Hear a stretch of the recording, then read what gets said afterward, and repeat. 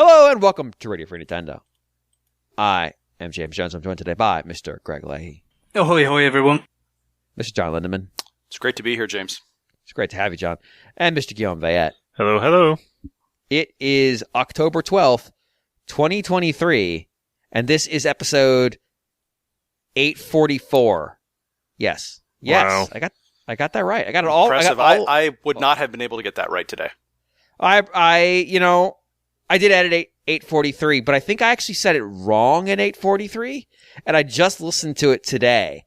And so in my head, I'm like, I know I numbered it 840. Did I fuck up the numbering of the episode, or did I fuck up saying it in the episode? Because the first one would be way worse. I don't know if you messed it up. I think you didn't say the... I know there was one episode where I don't think you said there the is episode There is one number. where I didn't say it, but last week I think I threw it in late because we got distracted by what is or is not spooky. Yeah.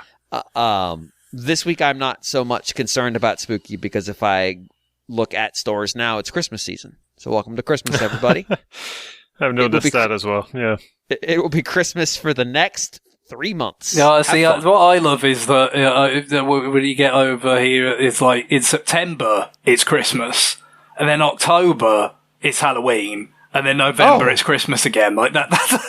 So it's, that you get this little island of spookiness amidst the there we go. Multi-month Christmas run-in. The hardware superstore that I go to, which happens to be a Lowe's, has in the front, at the seasonal area right now, on one side, it's just giant Halloween decorations that I can't fathom why you would put them in your yard. And then on the other side, it's like Christmas hell. And so there's just this aisle that is effectively the month of November that you can walk down between them. But the only reason to go down there is that they have decided to let a cat live in their store, and it sleeps on top of the Christmas tree boxes. That's the only reason to go into that section. It's just, this is Christmas hell that they started erecting in August. In August, it was 103 degrees, and I went in there and saw Christmas trees, and I turned around and fucking left because my brain couldn't handle it. And then Halloween, which they started putting out also in August, which I'm like, I guess it's the next one? Fuck. Jesus. I'm assuming there's these sort of scenarios is what gave us Nightmare Before Christmas. There's someone involved with that film just had a run-in in one of these sorts of scenarios. Or it inspired it. Yeah, that's what I mean. It's like, yeah. No, the other way around. I mean, it inspired this kind of retail. Oh, I see what you mean. Well, yeah, I guess it is long enough ago. I can't really remember how stores used to handle things in the early 90s, whether it was as aggressive, back then as it is. My parents certainly didn't take me to the hardware store when I was that age because they didn't want to die. So, yeah, welcome to Christmas season. Next week, I look forward to welcoming you to the summer holidays, and this will continue until we have lapped Valentine's Day by celebrating the 2025 Valentine's Day before 2024 February. So, on that, we're going to get to some new business, and I don't have any new business this week because I haven't done any business this week, or I've done exclusively business this week. It depends on your perspective and how you want to define the word business in the context of the show, but instead, Guillaume, who has business, I would like to hear your business. Yeah, sure. A while ago, and now I regret not checking this earlier, someone recommended a Game Boy looking game for the Switch on the Discord board. Okay. It is very Game Boy looking. So it's a user who changes their name a few times. Meowth is the common element that keeps popping up, but currently their Discord name is Jizzball Your Meowth Off. I don't know what that means. If you think this is difficult, I remember because it was on sale. There was a particular game that I could recall, I believed I recalled Guillaume speaking about fondly on a previous episode. Okay. And I was thinking, I should, maybe I could track down that episode to see if I'm remembering it correctly. And, I might be able to play back what Guillaume said and have it inform a purchase decision. And so I ventured to do so by searching, all the tags that are put on the articles for this episode, for our episodes on NintendoWorldReport.com. They are quite useful because I have done things like this in the past. But I was immediately confronted with the reality that this was not going to work for this particular game. And that is because the name of the game is Horace. So all the results are just polluted with show pony horse. You're damn shit. right they are. Look, all right, hold on. Let's be clear about Horace. So people who know about Horace in this call are probably just the two of us.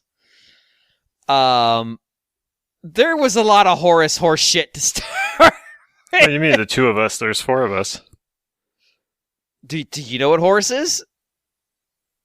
Horace? No, but I'm pretty sure Greg said Horace. The name of the game in question is Horace, like Horace Show Pony. So not Horace, Horus. No, not the mythic figure or anything like that. The point is that, so therefore, presumably before the show pony existed, I could have typed Horace, Horace, and it would have taken me to the only results I would have got would have been that game being discussed, and it would have been easy peasy for me to listen to what was said about it. Unfortunately now, the show pony stuff is so overwhelming. It's like, I can't find it. I will continue to tag every show pony episode accordingly. So it's completely ruined, basically. Anyway, I'm very sorry for hijacking your segment, Igor, but I did want to get that off my chest. I have marked this episode as a show pony. Yeah, exactly. So. All I've accomplished is just make it worse. So yes, but I did feel like I had to just express the collateral damage to all this show pony business. Yeah, the tag on the website. Is this Horace? Yeah, this is for the game Horace, but it looks like the game was never tagged onto the episode where I talked about it. So yeah, so it's actually that makes it especially hard to find. So this is particularly egregious because is this supposed to be the same Horace that shows up in a million like old UK computer games? Is that what this is? Because this is a British game. Yeah, it's definitely very British from everything I've read and heard about it. But I'm not really familiar with the context at all directly. I thought you were talking about that Horace, which is like Horace Goes Skiing or whatever bullshit that thing was. Oh God, there's no way it's an accident. Like probably not, no, but I really don't know anything about that other just it seemed like it reviewed quite well in a number of places, and then I remembered Guillaume speaking quite well of it. So when I saw it on sale, that was my instinct, was to chase it up. But yeah, it turns out there was no tag anyway. So I will tag it this time to extra confuse people. I've besmirched the not so good name of Mr. Show Pony for no good reason, it turns out. This will be a double Horace tagged episode. Just to clarify, though, you're right. We've never tagged it with anything. Yeah. Just to clarify, though, I feel like I probably was not effusive. Did you want to talk about something, Guillaume? Yeah. Am I lagging? Yes. Okay. Badly. Great. Anyway, so just to be clear, I don't think I was probably not that effusive about Horace. I remember kind of giving up on it eventually because it was interesting, but it was very interested in telling a story in a very obnoxious way. I can't really, at this point, I don't really remember well enough, but there's like this whole sequence where like he's basically touched by God or something, and he starts hallucinating. Like it's like. It's it's kind of a trip, but anyway, so there's this game that was recommended to me on the Discord, which is Dogurai. No, it's not Horace. It's Dogurai, Dogurai, Gurai, as in samurai, except it's a dog. And this game is the particularity is that it is inspired by Game Boy games. It looks, like it's got like probably four shades of green. It looks like to be the resolution of, or pretty close to the resolution of a Game Boy game. And it's just this kind of, pretty simple action platformer where you're playing as a samurai. So, like it's you're swinging a sword. So that part is more like, Ninja Gaiden than Mega Man. But then you do have level selection that's akin to Mega Man. There's maybe like six levels. Like there's the introduction one, and then you can choose between four levels, one set in a volcano, another in a desert. Once you move on to those other stages, the color palette changes. So in the volcano, like it's not various shades of green, it's various shades of like black and red. And, the desert, of course, yellow, etc. But it always looks like a Game Boy game, that maybe you're playing on the Super Game Boy. And it's an okay action game. I was not super in love with it. I do think there's a little bit of like platforming BS in there that you couldn't possibly. It would be very, very frustrating to get through if this game didn't have infinite lives. There is an option to play without the infinite lives. I cannot imagine ever touching that option. But like there's a bit where basically you're on ice and you need to build up momentum and then keep jumping on platforms that you can't see yet. You're going too fast, the platforms are too far away. You're blindly jumping from one platform to the next, hoping that you're going to make it across the whole thing. So I was not a fan of that part. But when you've got infinite lives, eventually you get through it. You're like, oh, thank God that's over, and you can move on. So there's a little bit of BS, but overall, like it's a well-made little action game, and I would maybe not recommend it to everyone, but I would recommend it to the person who wrote in a few weeks ago about Game Boy games on the Switch, and I feel like if you're a certain kind of person who grew up on the Game Boy, and if your ideal Game Boy game looked like those early Game Boy games like Super Mario Land 1 or that Batman game where you were a tiny little blip with like kind of an ear sticking up and you were shooting a gun with bullets that were half your size. If that's your ideal looking Game Boy game where the character is super tiny, and not like one of those, like Super Mario Land 2 where your character makes up most of the screen. So everything is like the action is slowed down and you don't see that much, far ahead of you. I would recommend this, because like this is that aesthetic where, your samurai dog is, reproduced with like as few pixels as is possible to evoke the idea of a dog swinging a samurai sword around. I just watched the trailer. He looks a lot like Kung Fu-y. So. A little bit. He's like a beagle, right? He looks like Snoopy to me. But anyway, so it's a cute little game, and I think I would recommend it. And one of the reasons why I'm mentioning it is because I happened today to look at the new releases, and I saw that there's another Game Boy inspired, completely different, but another heavily Game Boy inspired game that's releasing this week called Traumatarium.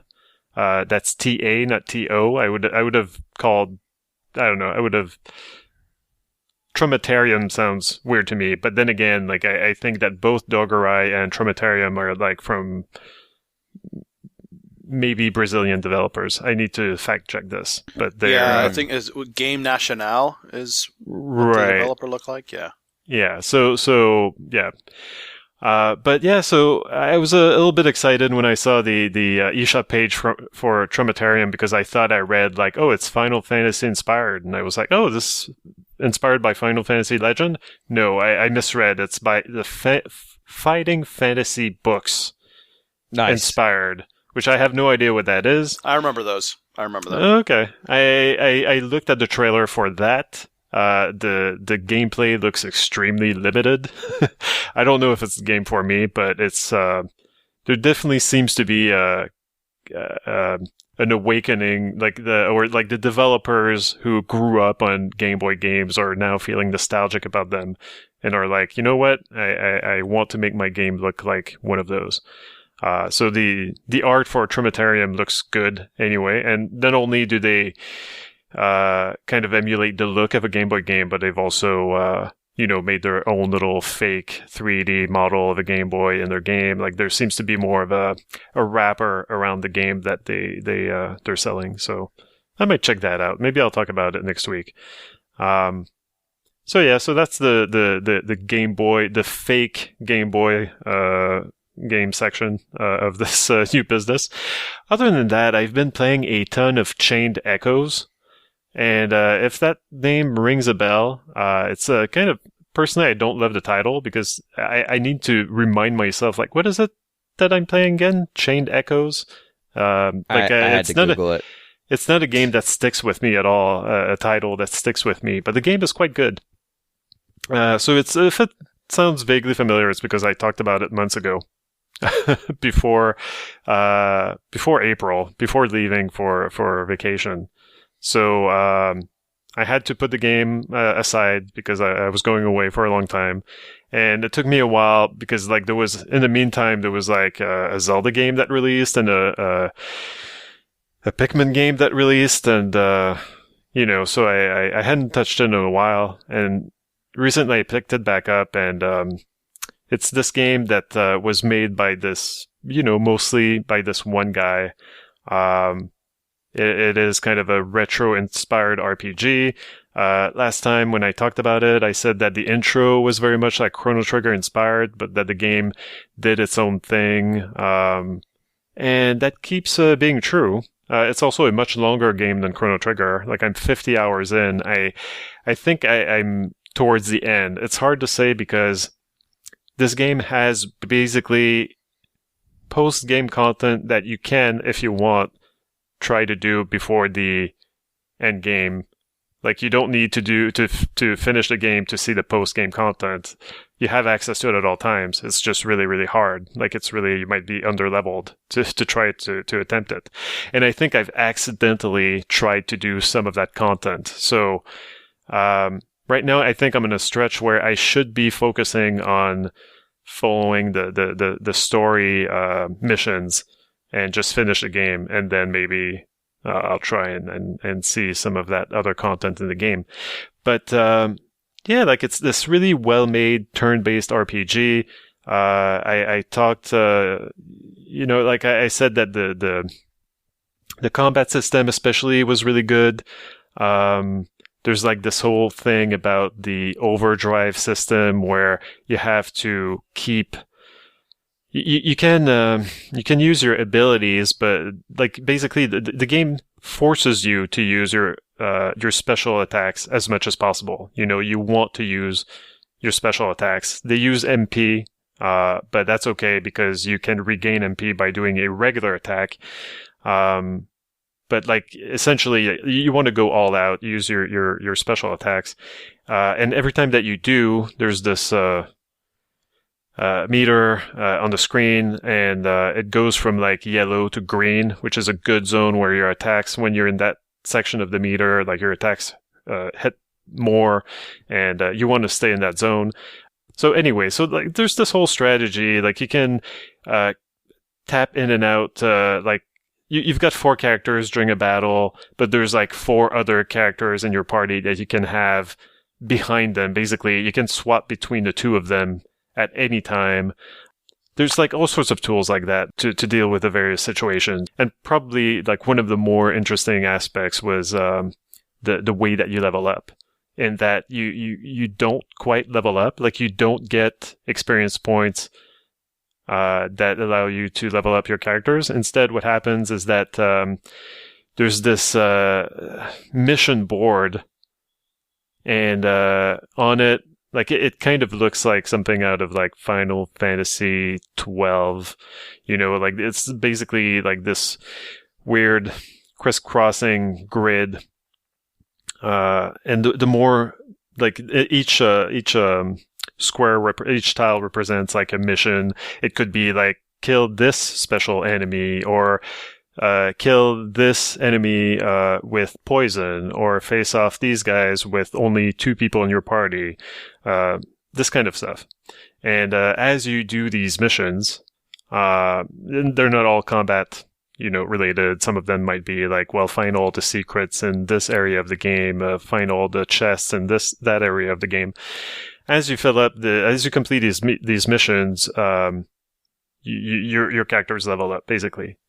And so that's extremely rewarding, because it does force you to go out of your way. Like, well, I do want to level up my guys. What can I do? You look at your mission board. You're like, okay, I think I can check this off. Like I can. At this point, I think I'm tough enough that I can go face off against these enemies without any armor, like this mission asks me to do.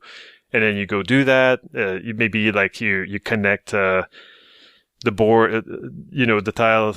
The board is made in such a way that like it unlocks all sorts of stuff for you. It's really rewarding. It's really cool.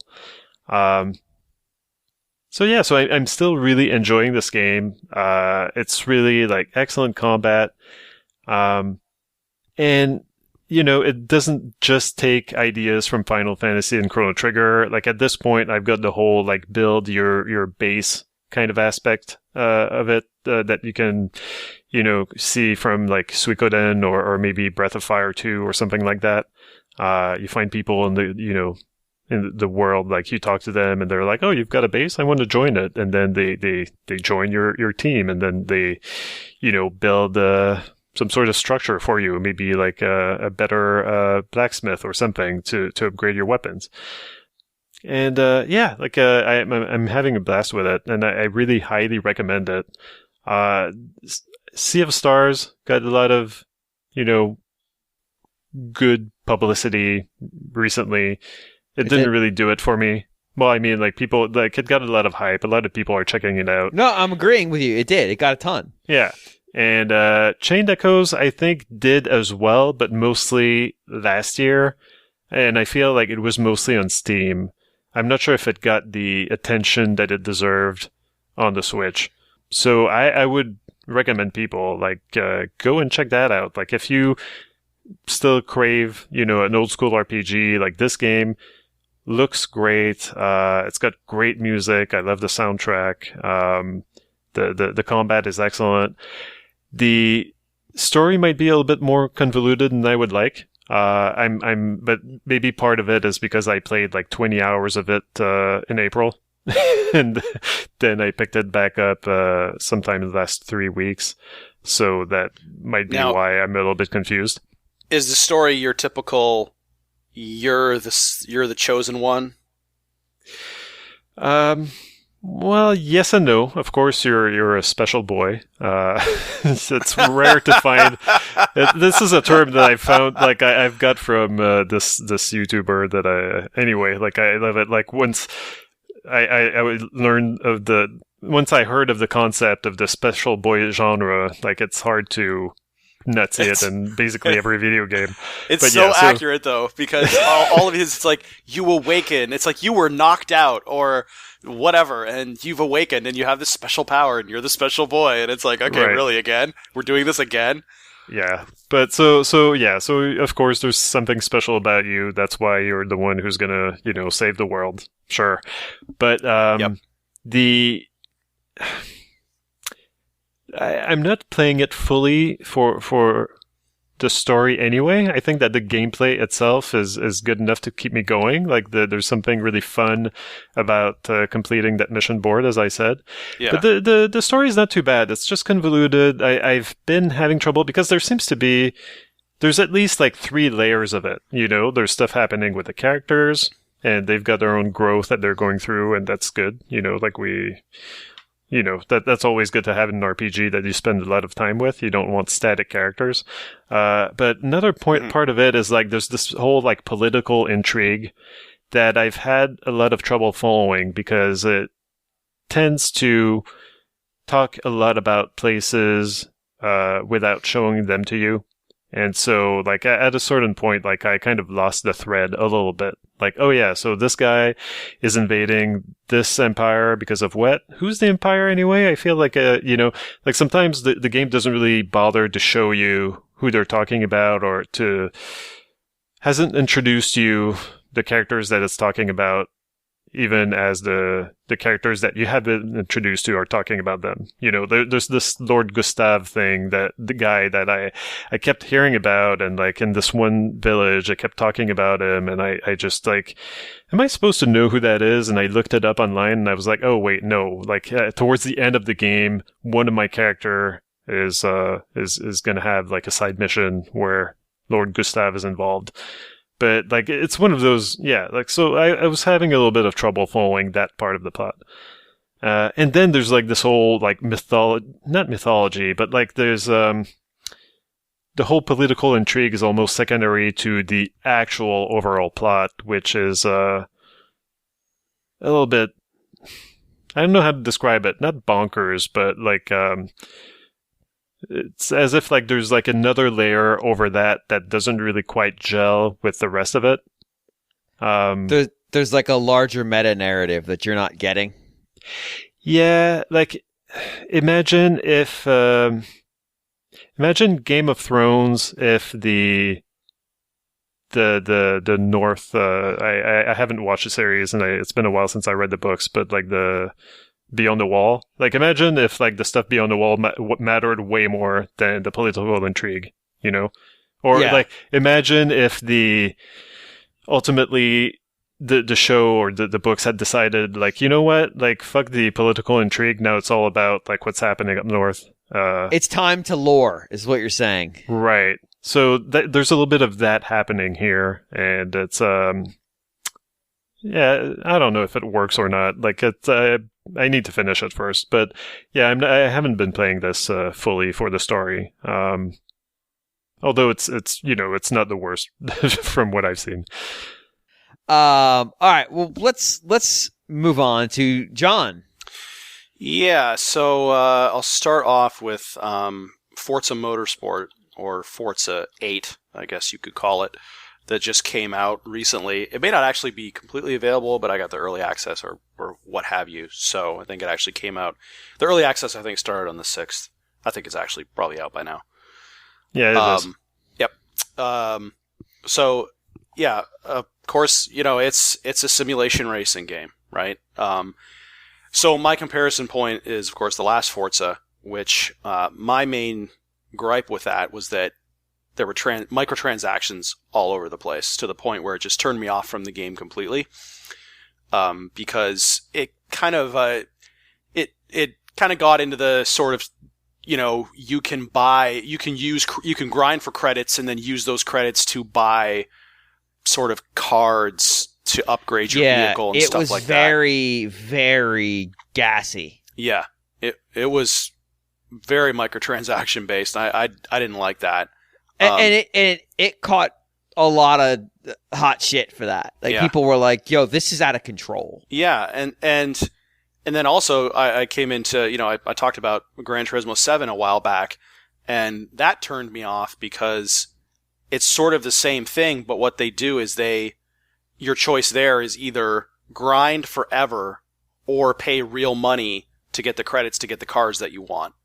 And so once I got through the campaign in Gran Turismo 7, I said, oh, wow, this is just a complete grind fest, or they're trying to make me pay cash money for cars I don't really care about.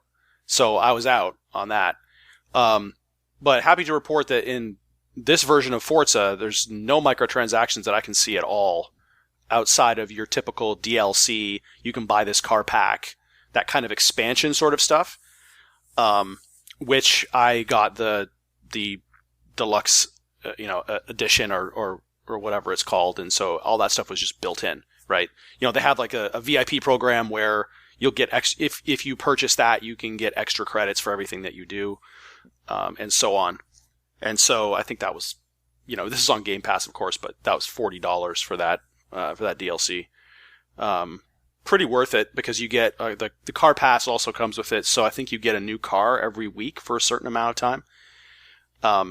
But gameplay wise, I think what I like the most about it is, of course it has, your various tracks from all over the world, all kinds of cars. Everything looks great. I mean, I think with all of these racing games, I get so tired of seeing them try to hype it up because they have nothing else. Like, it pretty much looks just like, to me, to my untrained eye, it doesn't really look that different from Forza 7. But of course, when they try to hype it up, they're like, "Oh yeah, look at these leaves. Look at the way that the sun shines through the leaves in the trees. Oh my God. It's really realistic." And while that's true, I don't really care about it. I care more about how the cars feel and how fun the game is. And I have to say, what I do like is that they give you more reasons to try to branch out and try other cars in this game, because they have the same hooks of having series of that you go through. So you pick a car, and you have like a career mode, and they have multiplayer. But in the career mode, you're going through, you pick a car, and then you play a series with it, and then you move on to the next series. So a series being 5 races. So and you're trying to maintain. You're trying to be up at the top. So get as high a placing at every single race that you have, so that overall you're first or second at the end, and you can move forward. But what I like is that every car now has, you gain experience when you drive a car now. So every car can be leveled up to level 50, which gives you a reason, and all this happens passively as you're driving the car. So if you pass somebody or overtake somebody, you get a little bit of experience. And up in the top right of the screen, you have your experience bar for the car.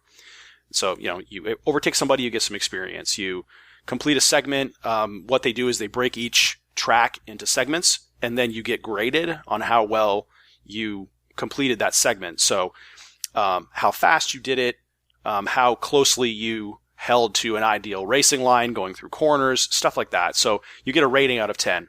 And so if you get an 8 out of 10, you get this amount of experience. If you get a 9, if you get a 10, you get more experience.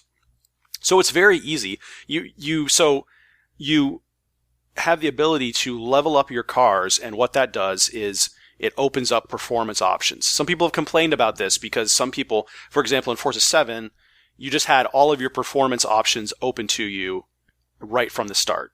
There was nothing that was locked out. So, upgrading your exhaust, upgrading your transmission, that kind of stuff. In this Forza, all that stuff unlocks over time as you move your car from level 1 to level 50 by racing with it. And what I also like is that it doesn't really take that long to level up your car either. You can probably do it. If a series is 5 races, by the time I would finish the 5 races in a certain car, you're probably at level 30 or level 40 or something like that out of 50. You can do it pretty quickly, because what they do is, for each race, and I actually like this, I wasn't sure how I would feel about it at first, but for each of the races in the series in career mode, they make you do 3 practice laps, and as a bonus, for bonus experience, they have you try to hit a speed goal for a lap. And at first, I thought, well, this is just a waste of my time. But what it actually does is it really does help you when you race, because you get to know not only the car that they give you to use, and they have sort of one car that pretty much anybody can use, and then you can also use whatever car you want as long as it kind of fits within the range, like the class of the car, speed of the car, whatever. But what I like is that it actually gets you acquainted with the track that you're racing on, which actually really does help. And it doesn't feel like a waste of your time, because while you're doing the practice runs, you're leveling up your car. So it's actually in your best interests to do the 3 practice runs, because you'll get a few levels for your car. So it's not wasting your time, assuming that it's a car that you haven't maxed out. And then, you get acquainted, and and you learn how to race the track properly, and then you actually perform better in the race, and so you enjoy racing more. Makes perfect sense. So all of that stuff seems really sensible at this point. It's a really easy game to just sort of pick up and play and zone out. And it has all of the sort of typical Forza stuff where you can adjust the difficulty, and, make it as difficult as you like. One of the things they do that I like is you can choose where you start in the starting grid, and the lower you are, the further back you are in the starting grid. So say if there's 20 cars in the race, if you choose to be 18th, if you win, you get more credits. But of course it's more difficult to actually win because you're way, way back in the pack. Or you can move yourself up to, say, third in the pack. I don't think you can go higher. You can't go higher than third. But if you do that, you'll get a very small bonus payout, but of course it'll be easier for you to win the race, which is helpful because in the series, in the career mode, you're really trying to get first place overall for the series. So you can kind of make it easier on yourself, especially when you're starting out with a small stable of cars. You can just kind of make it easy for yourself and tailor it that way. So that's nice. I tried out some multiplayer. Multiplayer was not bad. In most driving games, I don't even touch multiplayer because it's either too difficult or people just kind of run you off the road. Right. So the difference in multiplayer is that they add penalties, and actually that's part of the kind of difficulty slider too. Is you can I have it on, I think, expert difficulty, which sounds impressive, but it's not really. But what it does, it's not like it's that much harder. But what it does is it introduces penalties. So if you go off the track, you get a penalty. If you collide with somebody or you run into somebody, you get a penalty. So you have to, it rewards clean racing. It enforces clean racing. Whereas if you put it on the easiest mode, you can just do whatever the heck you want. There's no penalties whatsoever. You can just run off the road and come right back on. You can just, bulldoze people out of the way. So if you want to make it really easy, you can make it really easy by pretty much making no rules whatsoever. But in multiplayer, I thought it would be more toxic than it is. Actually, it was pretty good. I did have some people, the annoying part is that, people can still kind of hit you from behind, and you may or may not get assessed a penalty. Sometimes you'll get assessed a penalty because you were blocking traffic. But overall, I enjoyed multiplayer, the little bit that I played of it, which surprised me. I wouldn't hesitate to jump back in again. And that's even playing with my early cars, which are just pretty much whatever the game happened to hand me, as part of the career mode. So yeah, it's enjoyable. I like it a lot. I think, so James, you're downloading it. You're going to give it a shot. Yeah. Remember I played Forza, was it 5? The one that came out on the Xbox One. Yep. And I went wild on it. Yep. And then I played Horizon and went wild on that. Yep. And then the next Horizon. So I skipped 6 because of the microtransaction hellscape. Yep. So 6 and 7 were really bad for that. Yeah. So I'm interested in this one. Yeah. And I have Game Pass, so fuck it. I haven't used my Xbox that much recently either, so I should probably use it. Yeah. Yeah. It comes at a bad time for us, though, because there's a lot of other games coming out. Yeah, so I'm splitting time between this and Starfield, and yeah, it's... I haven't touched Starfield yet either. Yeah. Yeah, which I also have on Game Pass. Yeah, and at some point I would love to get into Baldur's Gate 3, but I haven't even thought about it, really. Do you have like 60 hours, John? Yeah, that's exactly it. Could you use them to fucking finish Tears of the Kingdom so we can have a spoiler cast on it? Yeah, I haven't even done Tears of the Kingdom. I haven't even beaten Diablo 4. It's embarrassment of riches over here.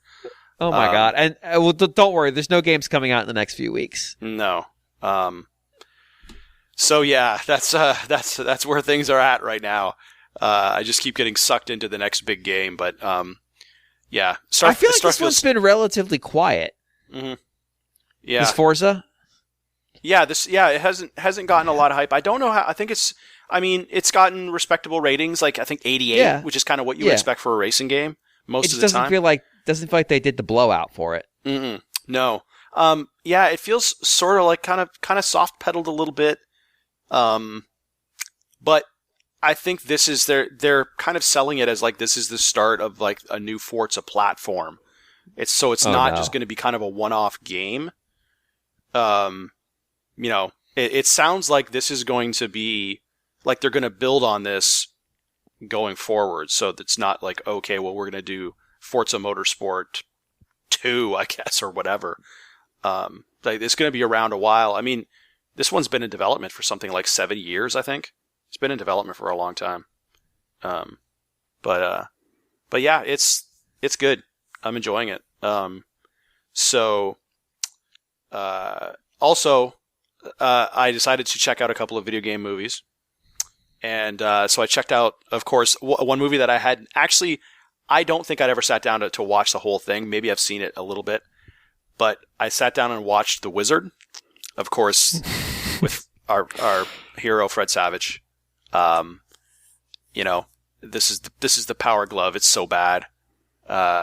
And that movie, it's an hour and a half Nintendo commercial, effectively. So as the story goes, back in 1989, Nintendo, due to ROM shortages, they couldn't release Super Mario Bros. 3 in time for Christmas. So they decided to hype it up with this movie. And which is a bad movie. It's pretty bad. It's a ripoff of Rain Man. I'll say that up front. To the point where it's almost shot-for-shot ripoffs of Rain Man. Rain Man for kids. Yeah, it's Rain Man for kids. So it's Rain Man Jr. Yeah, so what it is Fred Savage is... God, that feels really offensive. Rain Man for kids. Rain Man Jr. I like it. But, so Fred Savage is this, average American kid, and he has a little brother who has been traumatized and doesn't really talk much. And all he ever says is California. So everybody's wondering, why does he keep saying California? And he keeps running off, apparently. So Fred Savage is kind of trying to figure out what's wrong with him, and they decide to run away and go to California and go to this video game competition because they discover that he has this gift. Even though he won't talk to anybody, he has this gift for playing video games. So they decide, heck, you want to go to California? Okay, since you're so good at video games, let's go to this video game competition in California and see what happens. And then along the way, they run into this wisecracking, streetwise girl who helps them out and gets them out of some jams. And so it's, and then they get to the video game competition and of course there's this other kid, Lucas Barton, who is the other video game wizard. And it comes down to, Fred Savage's little brother versus this Lucas kid. And, all kinds of hilarity and hijinks ensue, and they wind up at this competition, and they're getting chased by a bunch of people. It's your typical 80s movie kind of plot.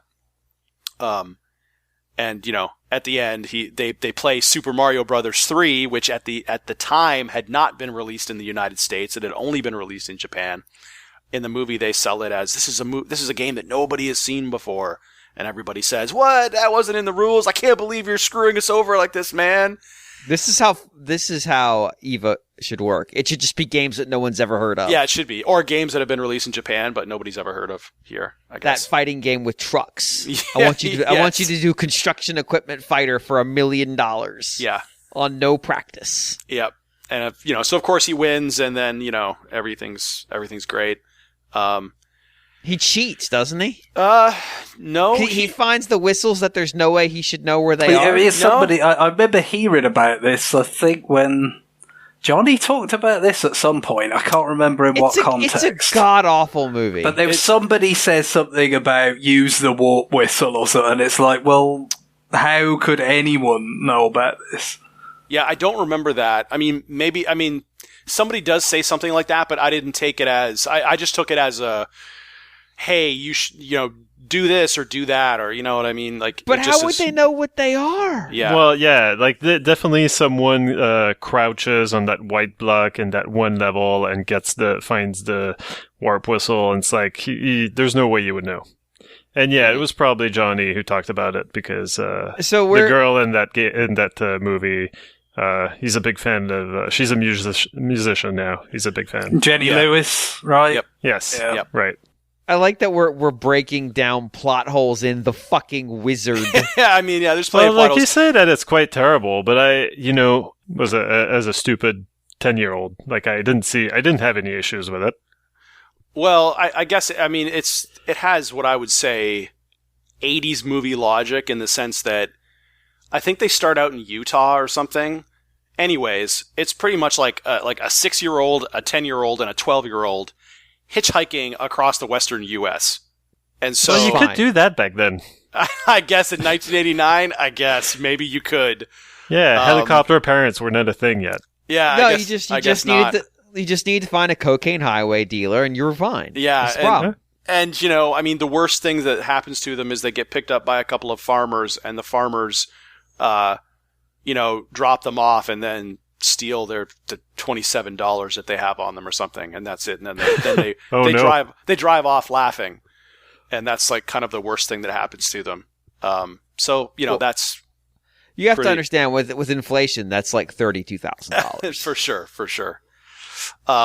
Yeah, and there's just a lot of stuff like that where the parents, instead of calling the police when their kids run away like normal parents would, of course, like in every single 80s movie, it's divorced parents because every set of parents are divorced in an 80s movie, of course. And so it's kind of Spielberg's fault in a way, isn't it? Because he obviously that was a big part of his life, and he then made movies that featured that, and those movies were so damn successful that it's just like, I don't necessarily, maybe the executives didn't really understand if it was a central part of the appeal or whether it was just Spielberg's personal leanings, but it's like, I don't care. Correlation, maybe causation, put it in. Yeah, and it's just funny every time you see that. It's just, I find it's such a narrative crutch. It's like, okay, we need something that causes a lot of conflict. Okay, they're divorced, and the parents are divorced, and they don't like each other, and it's like, I mean, in this movie, the wife has remarried, and her, her new husband is a douchebag yuppie, and her ex-husband, who is played by Beau Bridges of all people, is kind of the regular guy sort of thing who just wants to, find his kids kind of thing, and so the douchey husband, the douchey new husband, they hire a guy whose job is to find runaway children. Nice. Like, it's the juvenile version of the Pinkertons or something. Is that what we're doing? So he shoots them afterwards. Is what you're saying? So he chases them all throughout the movie, and a lot of it is Beau Bridges foiling this guy and them going back and forth on the way to Los Angeles and all of that kind of stuff. So it's pretty silly. I mean, we just don't let kids wander into Los Angeles on their own anymore. Exactly. They're going to Los Angeles, right? Like, that's the greatest thing, We'll just send them to fucking Juarez. Jesus. Yeah, I know. It's like obviously, like, whoever made this movie hasn't spent any time in Los Angeles, but it's not a place that I like walking around in, let alone letting children, unaccompanied children walk around in. So many needles. Mm-hmm. Just so many needles everywhere. Yeah. So, so I got a kick out of it. I think at this point, it's a nice piece of Nintendo nostalgia. It's definitely not a great movie, but it's worth watching. Once. Definitely not a great movie is the most charitable thing anyone has ever said about The Wizard. Yes. Yeah. Now, and the other movie, actually, which I think The Wizard is actually better than this movie, is the other movie I watched. It's fucking terrible. The other movie I watched is The Last Starfighter, which is also related to an arcade game. So, Last Starfighter is an earlier movie. It's from 1984. It's from the arcade boom era. Yeah, so this is the middle of the arcade boom, but also its claim to fame is that it was the second movie after Tron that had extensive use of CGI. And the CGI in this is actually pretty impressive. It's very polygonal, kinds of starships. It's stylized, but not on purpose. It was stylized because that's what they could do. That's all. Yeah, that's all they had. But that was kind of that was its big thing. Its big hook was that, wow, look at what we can do with these computer generated graphics. And it is, and really when you realize that it's from 1984, it's actually really impressive. But the plot, until you see the puppets and the story, not so much. There's no puppets in it. Well, I mean, there's the one guy, Grig or whatever his name is, who is pretty much a complete ripoff. Well, let me just say that this is a total ripoff of Star Wars across the board. I mean, they are obviously trying to make this, I don't even know, I would say a poor man's version of Star Wars. It's like if you look it up on Wikipedia, it's listed as a space opera, which I find hilarious. Which is what Star Wars is listed as. Yeah, often. it's what it's listed as. But I mean, with Star Wars, I'm like, okay, I can see that. But with this, it's just like, oh yeah, this is kind of a cheesy ripoff of Star Wars. The kind of movie where all of the actors in it, they're all sort of B-level actors where you can't remember them ever being in a movie after this. Outside of like Robert Preston, who was a big actor in like, the 40s, 50s, 60s. This was his last movie. So he was like on the tail end of the movie, sort of like, kind of like when Orson Welles did the voice of Unicron in the Transformers movie. This is sort of his swan that's song also Star Wars Preston. fault, right? Because it was quite well known that Lucas wanted Orson Welles for Darth Vader, but didn't get him. So Transformers were like, well, we can get Orson Welles. He's very gettable at this moment. Yeah, right. Now so they did it. So yeah, but not surprisingly, after Return of the Jedi, bowed out, kind of in '83, the other players in the movie industry were like, "There's money to be made by filling that void, so let's do that." Yeah. Not coincidental that this came out right after Return of the Jedi. So, but like, just so the plot in a nutshell is this boy lives in a trailer park and, he dreams of bigger and better things.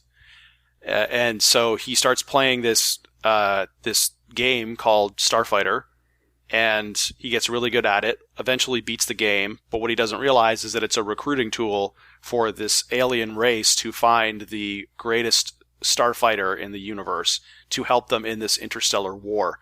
And he gets kidnapped, kind of hoodwinked into, being recruited by this interstellar army, and, everything kind of goes down the toilet, and he does become the last starfighter, and then he has to fight by himself, with his assistant Grig, who is a complete ripoff of Bosk from Star Wars, that creature, if you remember Bosk. The lizard man.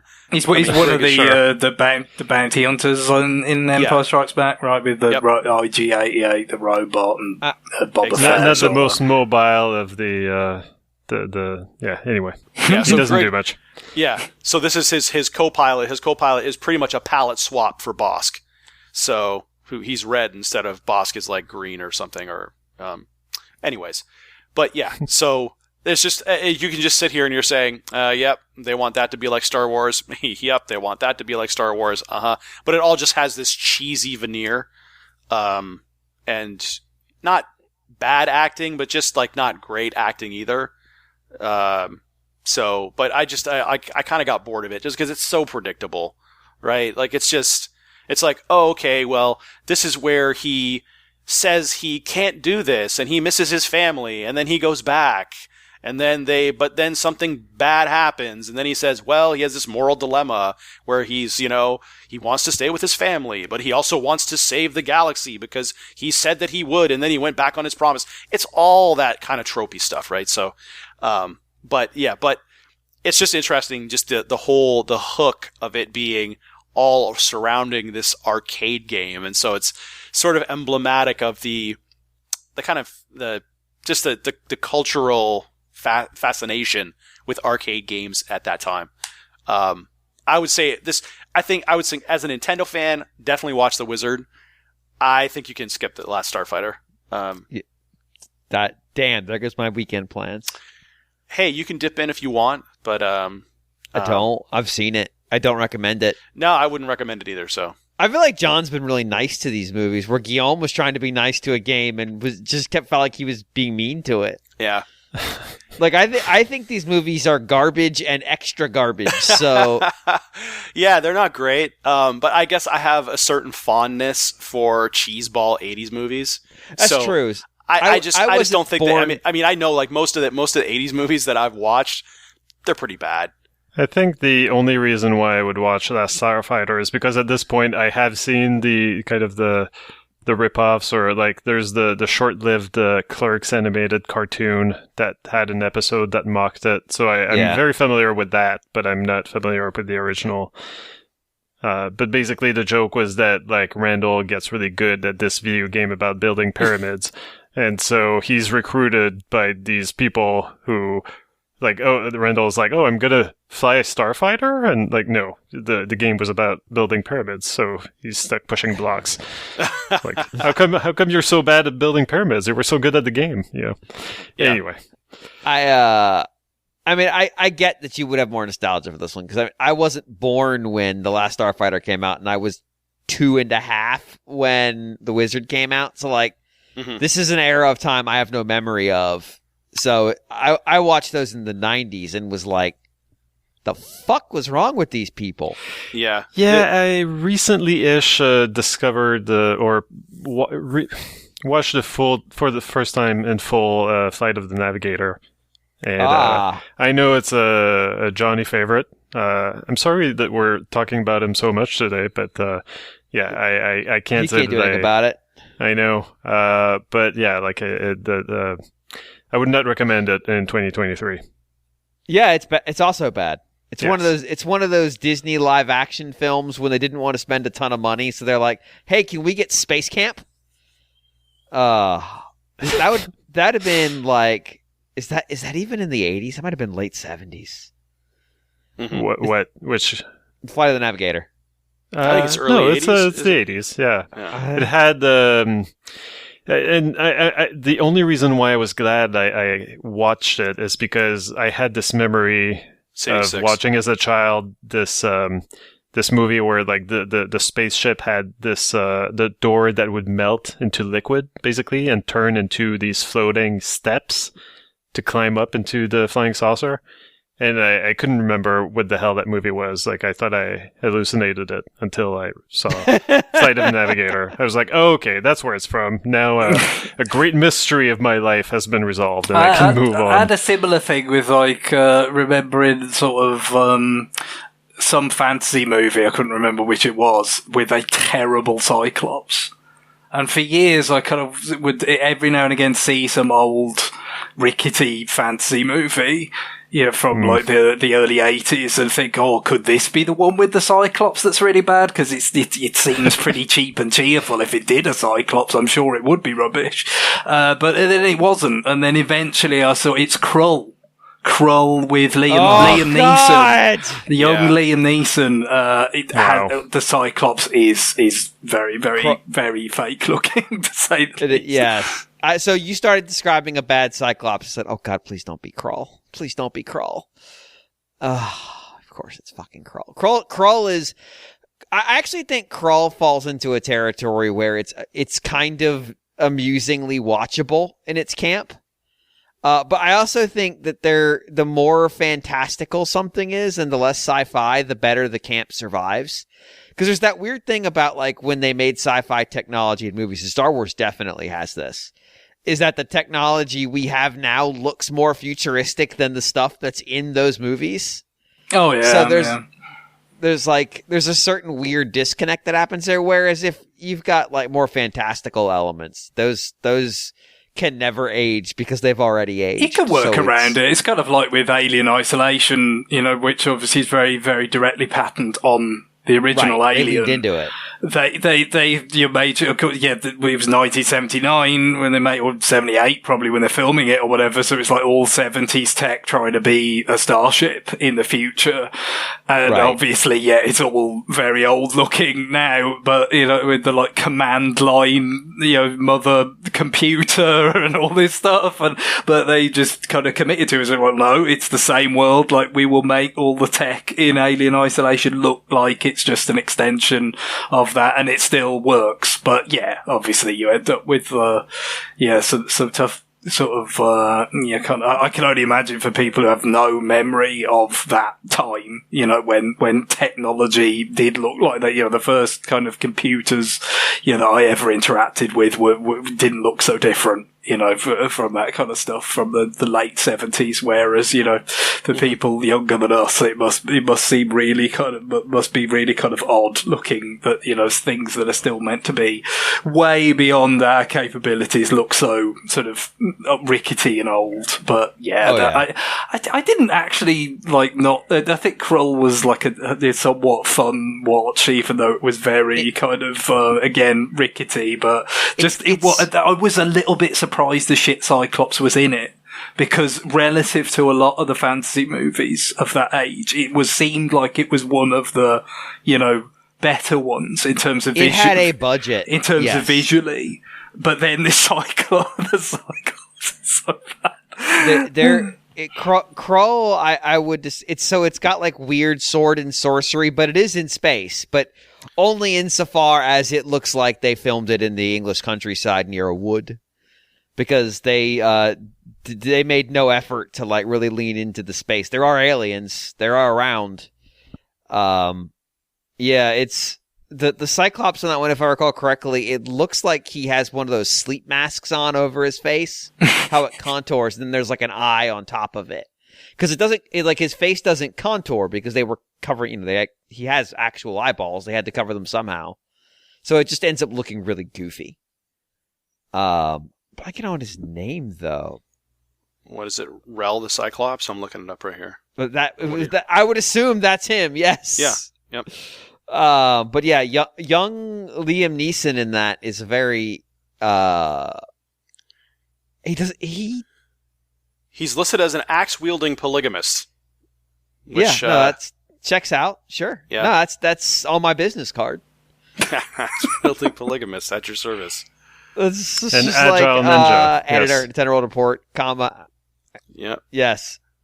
The only thing I remember about Krull is the stupid throwing star weapon thing. Oh yeah, that's the doodad. Did Turok 2 basically lift that for one of the weapons or something? They Or sure some did. shooter from the 90s? Yeah, obviously people who were the Turok games have weapons harvested from all sorts of places in pop culture, like the Phantasm, the horror movie from the late 70s, and all sorts of things. Like Perfect Dark has like Robocop's gun, and also basically if you played shooters from that time, it's just like we'll just do whatever from various moves. Some of them were really recent, like I think the original Turok had Arnie's railgun from Eraser in it, basically, which was like only a couple of years earlier, so it was quite brazen. Now I just want to watch Lady Hawk again. Thanks. Oh, Lady Hawk, Rutger Hauer. You've doomed me to watching Lady Michelle Hawk this Pfeiffer. weekend. I have not seen monsters. that. I haven't seen Krull either. I do remember Krull as a kid, though. I remember the poster, and I remember thinking that the logo with Krull and the throwing star was so cool, but I never watched it. It's so goofy. I'm sure it's awful. It's like, what a dumbass doodad weapon. Yeah. But yeah, I mean, that kind of goes with the territory for 80s movies. I just assume a lot of them are going to be bad, although I would contend that Hot to Trot is a masterpiece. I mean, it's Bobcat Goldthwait with the voice of John Candy as a talking horse. So watch that. It's fantastic. Did he burn the set down?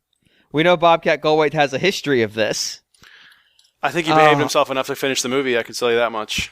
So it's not like his TV show then? No. I love it though. I'm looking at what the fuck? I am looking at the movie poster. This isn't real. You made this up. You made this up for Hot to Trot. You made this up and edited Wikipedia really quickly. Hot to Trot is fantastic. It's Bobcat Goldthwait. Again, John Candy as a talking horse and Dabney Coleman. It's amazing. It's a fantastic movie. There is so much cocaine in this movie. It's completely hilarious. Oh my God. But I digress. This is a investment broker who teams with the talking horse to help him make smart investment tips. We can never escape Horace Show Pony. Yeah, reboot. So let's get it done.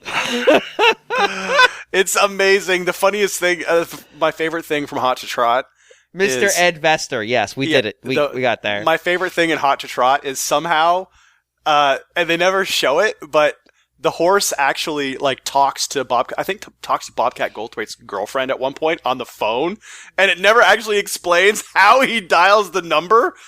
It just it just kind of switches over, and all of a sudden he has the phone off the hook, and he's talking into it. It's so good. It's so good. Oh man. I just can't. Have you seen Hot to Trot, James? No, I didn't know it was real. You have to watch that movie. You gotta watch it, man. It's so good. It's funny. It's legitimate. It's legitimately funny. But yeah. But I digress. But yeah. So The Wizard, absolute masterpiece. Last Starfighter, not as much of a masterpiece, but still something that should be in the Smithsonian.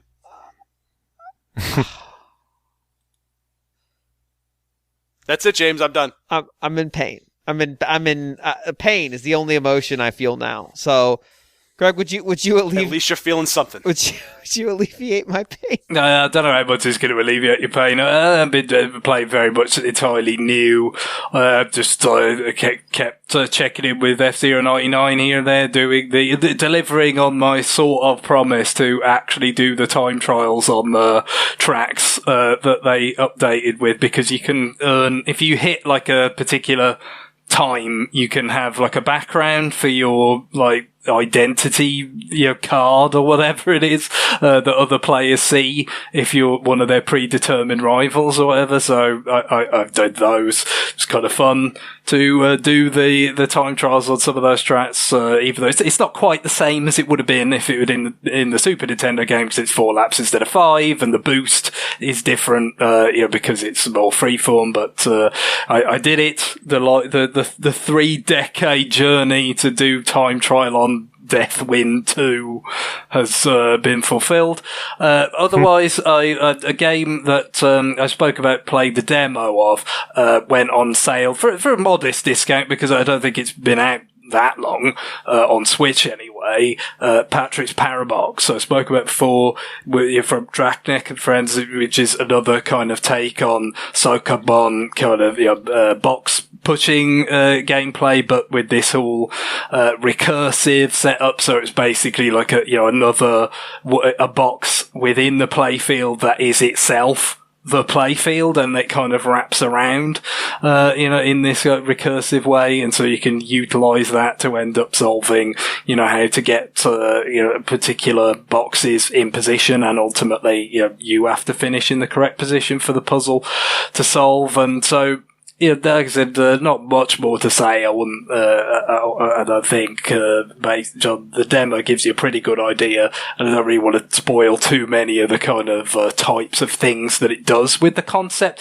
But what I will say is just play the full game, that, kind of as you progress, you get different kind of sets of levels where they'll have one word that kind of sums up a particular kind of riff on the concept that they're doing. And so, for instance, one of the more recent sets that I arrived on just says player.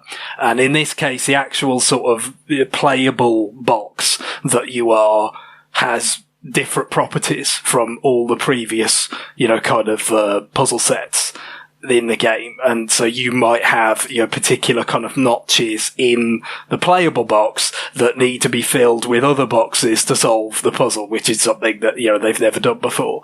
So that just kind of gives you the idea of every so many few levels, you have a set of levels that usually kind of have to complete. It varies quite a bit. Some you only have to complete about 4 before you move on to the next one. Others it might be up to into the teens.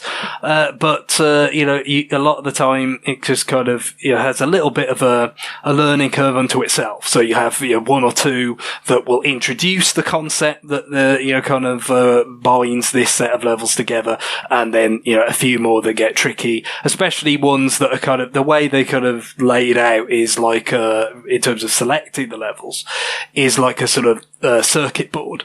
And so when you complete enough like levels, it'll open up along a sort of branching structure within this circuit board. If you other levels that, again, you may not have to complete those to actually have enough to pass to the next set. But they may be more challenging kind of takes on this concept. But, no, I think the biggest thing that I've been impressed with playing the full version of the game is simply, the number of different kind of, twists that they get out of this, fundamental kind of gameplay. And it keeps coming, even like that one I just mentioned, which is one of the more sort of significant ones, even though at this point, I guess, according to my save file, I've solved about 115 of these puzzles. Now, reviews suggest that there are about 350. So, on that sense, I've not got I'm only about a third there way through, but I guess I've probably seen more than a third of the sort of themes because, I have not gone back and done every puzzle within, each set at this point. I've done, some of the optional ones, but I've mostly been kind of progressing to see, the next theme and how it varies up the gameplay.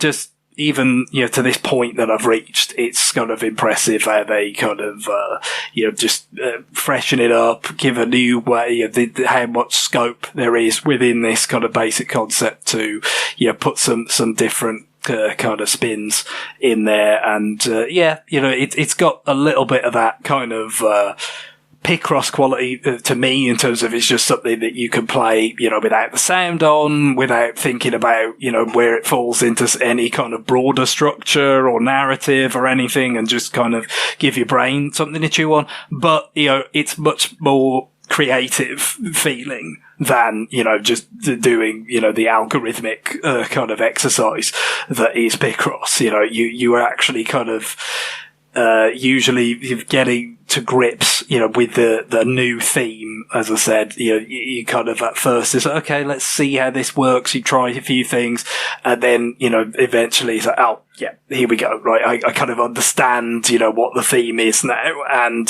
then you get to see what they do with it in the next few levels. And it can feel, really, really satisfying, when you get it right. Sometimes, these things fall into place like surprisingly quickly. And then other times, you end up, maybe kind of, just a bit at a loss for a while. And then that can end up being kind of the most satisfying when you actually do overcome it. But yeah, definitely, very well put together, lots of puzzles and, kind of satisfying stuff, when it clicks. So yeah, I imagine that's the kind of thing that I'll probably be playing here, there in the background, for, quite a while to come. But obviously now we've got, about a week left until, Super Mario Brothers Wonder. So I don't think I'll necessarily start anything that huge until, you like kind of, you kind of keep the deck clear for that. But, hopefully I'll find, something to help kind of, pass the time, from now until then. Cool. All right. Well, that's going to do it for a very confusing new business. Very emotional. I think we all learned something. Basically, that John has shit taste in movies. Hey, James, I'm straight as an arrow over here. I am as good as gold. None of these answer the criticism I just laid at your feet. They have nothing to do with anything. They are literally apropos of nothing. Hot to trot, masterpiece. So Danny Elfman wrote the score for that movie for some reason. There you go. He wrote the score probably for Weird Science as well. Another great movie. Well, yeah, Elfman kind of at first wrote themes, but not necessarily the score. So he wrote the theme to Gremlins, but Jerry Goldsmith wrote the score using the theme that he provided. So, kind of worked his way into writing full scores for stuff like Batman, which I think at one point Prince was going to do that. He did songs for it, obviously, if anybody would kind of remember that. But I think Prince at one point might have done the full score, but Danny Elfman did what he did and they liked it so much they let him do the whole thing. And then obviously from that point on, he just did very many full scores throughout the 90s. God help us. Hot to Trot. I had no idea this movie existed, but the title alone is winning me over. It's great. It feels like something that would have been in an interstitial shot of The Critic. Believe me, I will call a shit movie a shit movie. Generally, I'm not gonna sit here and say The Wizard is amazing or The Last Starfighter is amazing, but Hot to Trot is amazing. Famed raspberry winner, Hot to Trot, amazing. John Lindemann. Don't let the reviews deter you. Hot to Trot, masterpiece. Jesus Christ. All right. Anyway, I'm going to go drink and then lie down. So if there's another segment after this, it's because I couldn't go to sleep. So it's going to be around. A dramatic reading of Hot to Trot. Coming right back at you after the break. You'll find out when we do. Pray for us. 5, 4, 3. I'll end it like that. I don't give a shit. 5.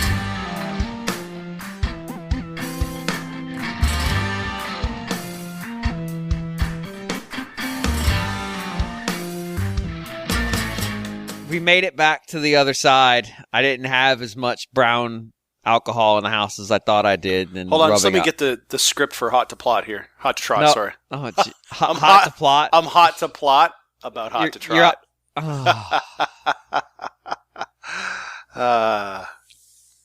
Please continue, otherwise I'll never stop. I know. But that me continuing doesn't mean you'll stop either. So, John, what's the email address people can send us their questions to? Radio Foxtrot Nintendo at NintendoWorldReport.com. That is RFN at NintendoWorldReport.com. Thank you, John. I was really worried you were just going to leave it with Radio Foxtrot Nintendo, and I was going to have to sit here and make you say it. Well, I'm trying to normalize the fact that, in the military, they're now using Nintendo for the letter N. My God. It's kind of long. It's kind of a long call out. I'll be honest. It's got some disadvantages. Mm-hmm. It's what it is. I don't make it up.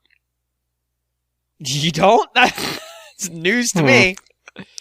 All right, fine. You know what? Emails. You could send them. We might use them. We're trying to play a little bit of catch up right now, so I'm going to get right down to the first email because I didn't really have much to say last segment. So, why did I give myself this one? Fuck. All right. Tokyo Massage Sessions writes, Dearest RFN, an abbreviation I can only presume refers to our stalwart pod crew of Rames, Freg, and Neom. So this is why I was mad I gave myself this one. I had an epiphany, as one often has whilst sitting on the office toilet. Has Doug Bowser ever seen the old Zelda cartoon from the 90s? Does he even have a tertiary awareness of it? How about the Super Show and related Mario cartoons? If you asked him to give a defense for the, quote, coconut cream pie jokes in Donkey Kong Country Children's Show, a show for children, Donkey Kong Country Children's Show for children, would he even know what you were talking about? On a mildly more serious note, what do you guys think of Nintendo's future as a, quote, entertainment company, end quote, actually looks like? It brings to mind a Nintendo streaming service, since everyone's doing those these days, a Nintendotainment, for fuck's sake, if you will. But if movies keep doing gangbusters for them, what's stopping them from having their own Netflix? Could we reach the point where the game and video content sides of Nintendo are equal importance? Maybe every Nintendo movie gets a tie-in game, and every Nintendo game gets a tie-in miniseries. God.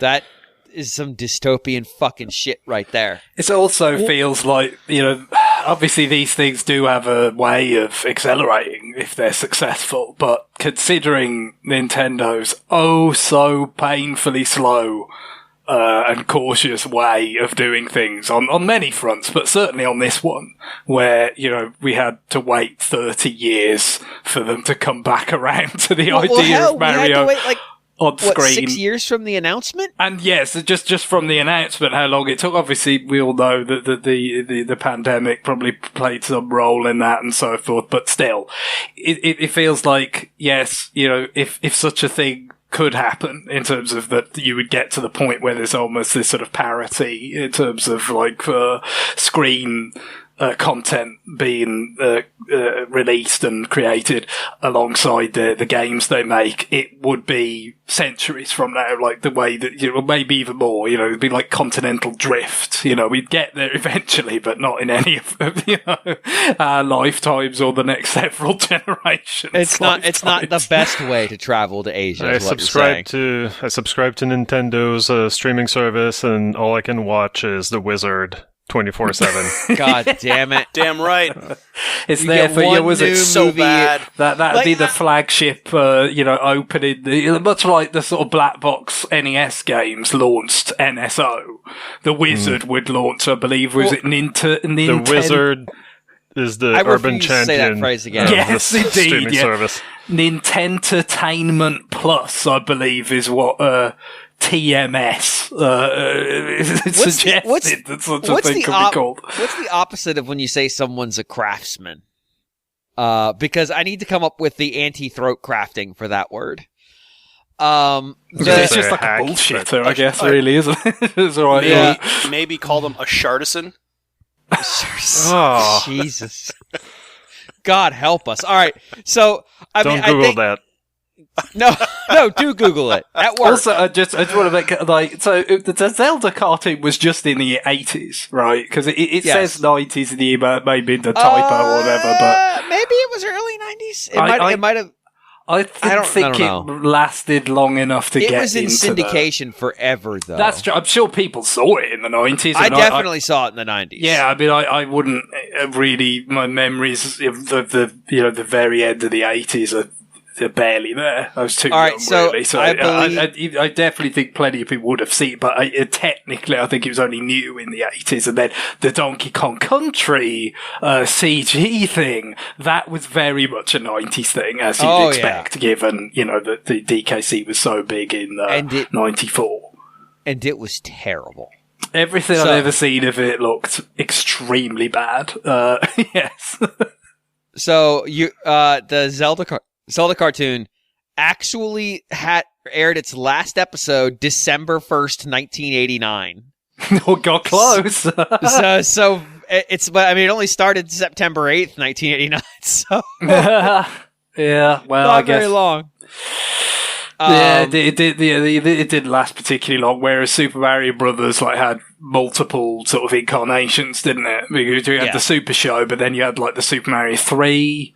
Sort of rendition, and you had the Super Mario World rendition. By the way, funnily enough, just totally randomly, I saw on YouTube an old interstitial thing advertising Captain N and the Super Mario World cartoon, and in that it sort of somewhat, I guess, erroneously refers to, although I don't know, maybe this was accurate for that show, because I never really saw that much of it, and again, apparently it's terrible. It's just, I presumably just, as someone who likes Yoshi, it would have just upset me.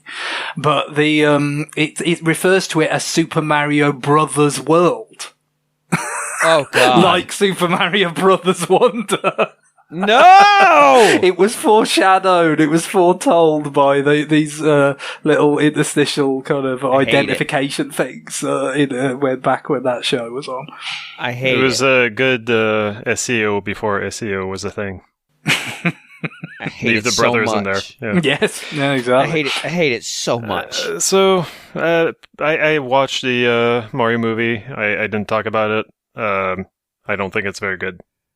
That's all I say. If Nintendo, if the future, if Nintendo wants to make their own streaming service, I wish them good luck. It's a masterpiece. Do we expect a sequel to this latest Mario movie to do as well? No. It won't. But it'll still do well. That's the thing. There's just a built-in audience for it. Yeah, well, and I think, I mean, it did well, and it resonated with the people it needed to resonate with, and there were a decent number of second-time goers. Well, and all of the older Nintendo fans will take their kids to see it because they've introduced their kids to Nintendo, no doubt. And now those kids or people who saw the first movie are going to there's going to be a good portion that want to go see the second. Like, it'll do fine. It'll do Yeah, well. probably. But... Like they're becoming. It's funny because you're seeing Nintendo become effectively Disney.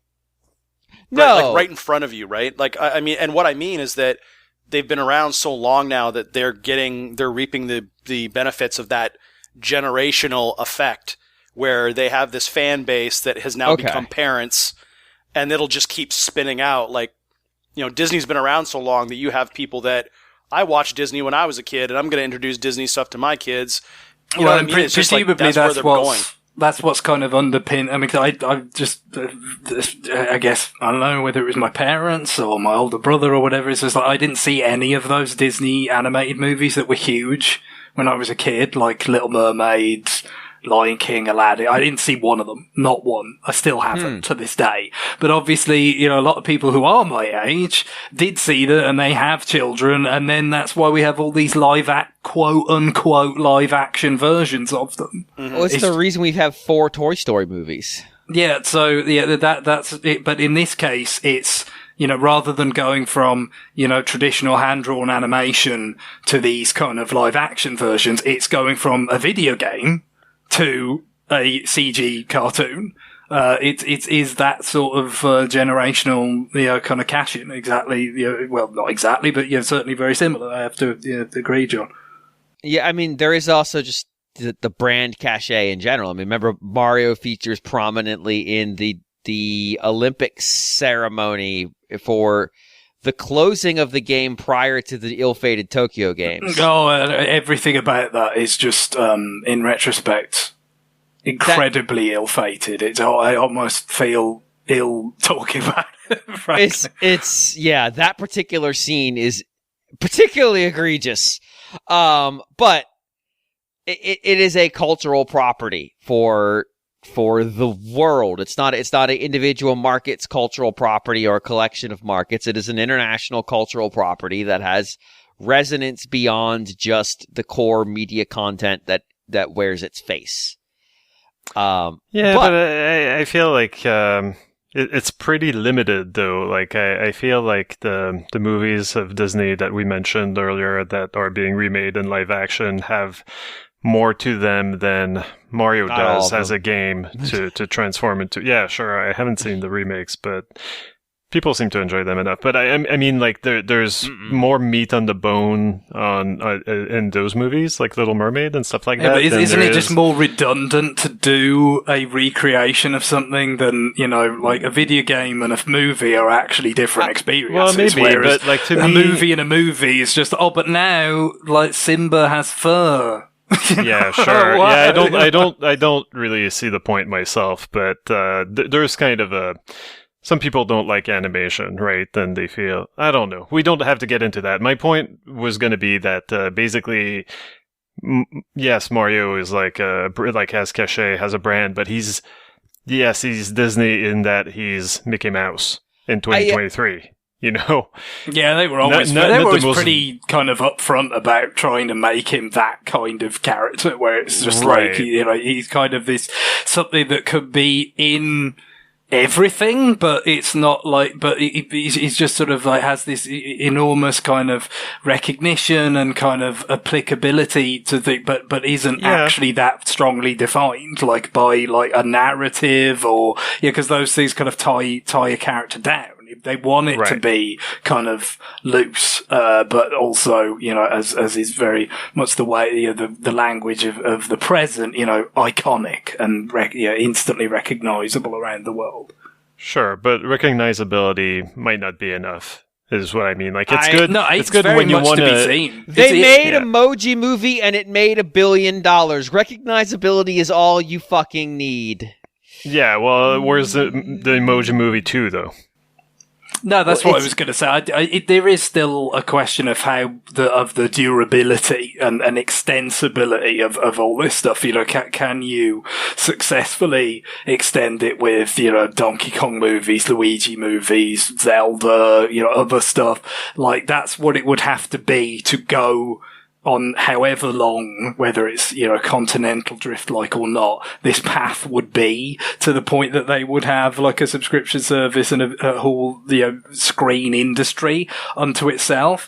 You have to prove that you can extend it beyond just like, oh, you know, that thing that I knew about when it was a video game and I was young, and we can go and see it in movie form now. Like, that's one thing, and it worked, but you know, on multiple levels, in terms of, you know, what they do with it. Do they do anything interesting with it? Do they make it into something that kind of has?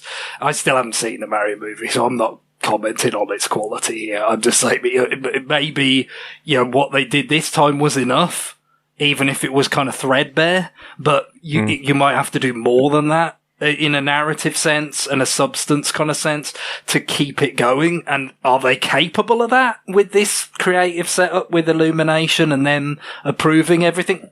We don't know. We don't know that yet. And we also don't know how much the wider stable of characters is resonant enough to sustain, you know, like multiple movies and sequels and spin-offs and things. I think you can perfectly sustain TV shows and movies and spin-offs and what have you.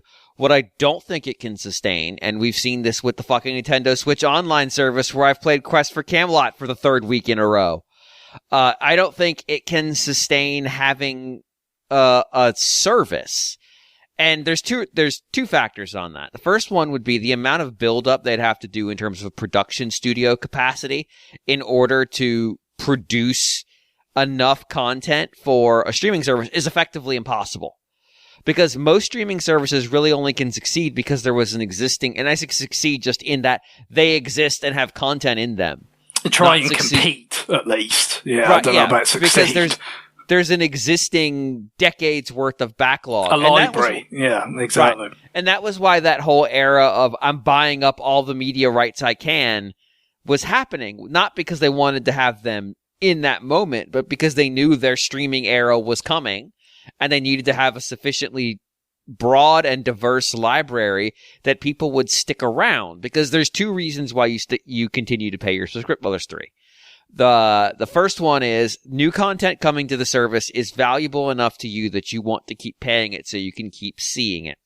The second is the existing back library is deep enough that you don't just burn through it all and go, okay, I'm done. And the third is you forget you have it and it keeps auto paying. For Nintendo, they wouldn't have the existing backlog.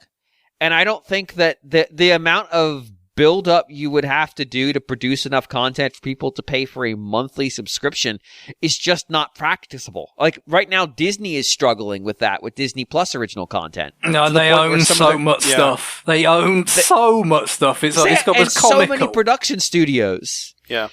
I could see Nintendo partnering with Disney, they have maybe. to.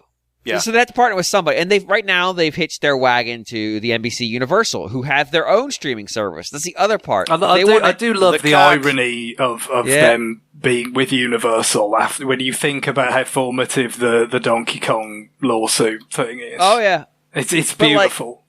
But if they were going to bring in a production company to give them the muscle to produce the content, that company's going to demand, as part of the contract negotiations, the exclusive streaming rights, because they have a streaming service they need to feed.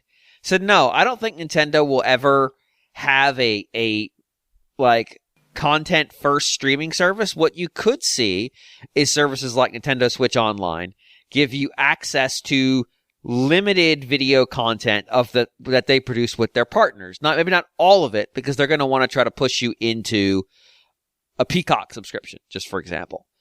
But hey, the Mario movie is going to be available. Let's say Mario Movie 2 is about to come out. Mario Movie is available now for streaming with your Nintendo Switch Online service. Go to the Nintendo Switch Online app and just click Mario Movie, and you can watch it live from your couch. Also, there's a 25% off for 6 months of Peacock. Like, that kind of stuff I could see coming in, especially if they produce more and more of that and they have some kind of backlog they can offer up. But I don't think they'd ever want to get into having to just manage the production studio component. Because the other part you have to keep in mind is, all right, if they produce it in Japan, you're in a shrinking market. And I mean that literally. The market by population is shrinking, which means that the people, in a very weird and perverse sense, like people who have the talent to produce that are going to be more in demand because there are not going to be as many of them. But if you do it in the West, media production is a very highly unionized field. There's lots of other stuff Nintendo just doesn't have to deal with right now. They'd have to learn how to do. And you can look at the Sony example. They bought their way into the film industry, and they sucked at it for decades. They were just fucking terrible. And they got worse. Like, so the Sony pictures of the 2010s is going to be best remembered for getting hacked by North Korea. Like, that's a major branch of a multinational company that was very, very much better prepared for entering into that business when it was much easier to enter than Nintendo is right now. So it doesn't make sense for them to go, we're going to go it. We're going to do it ourselves. It does make sense for them to continue to make properties available and this is the important part, not just license it. And this is going to get back to the first part of the question in a second, but to be active participants in the production of the content that comes with it. And so that means making sure the content that's produced is up to their level of quality and represents their brands the way they want them to be represented. And then to that question, does Doug Bowser know those cartoons exist? He absolutely knows they exist, and as part of his job has seen all of them.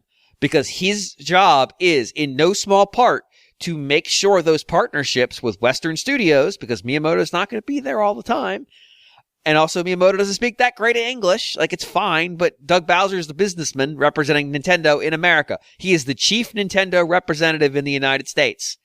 His job is to protect the brand as this media is being produced. That is a major part of his job. So absolutely he has watched where it went wrong. And where it went wrong was all of that shit.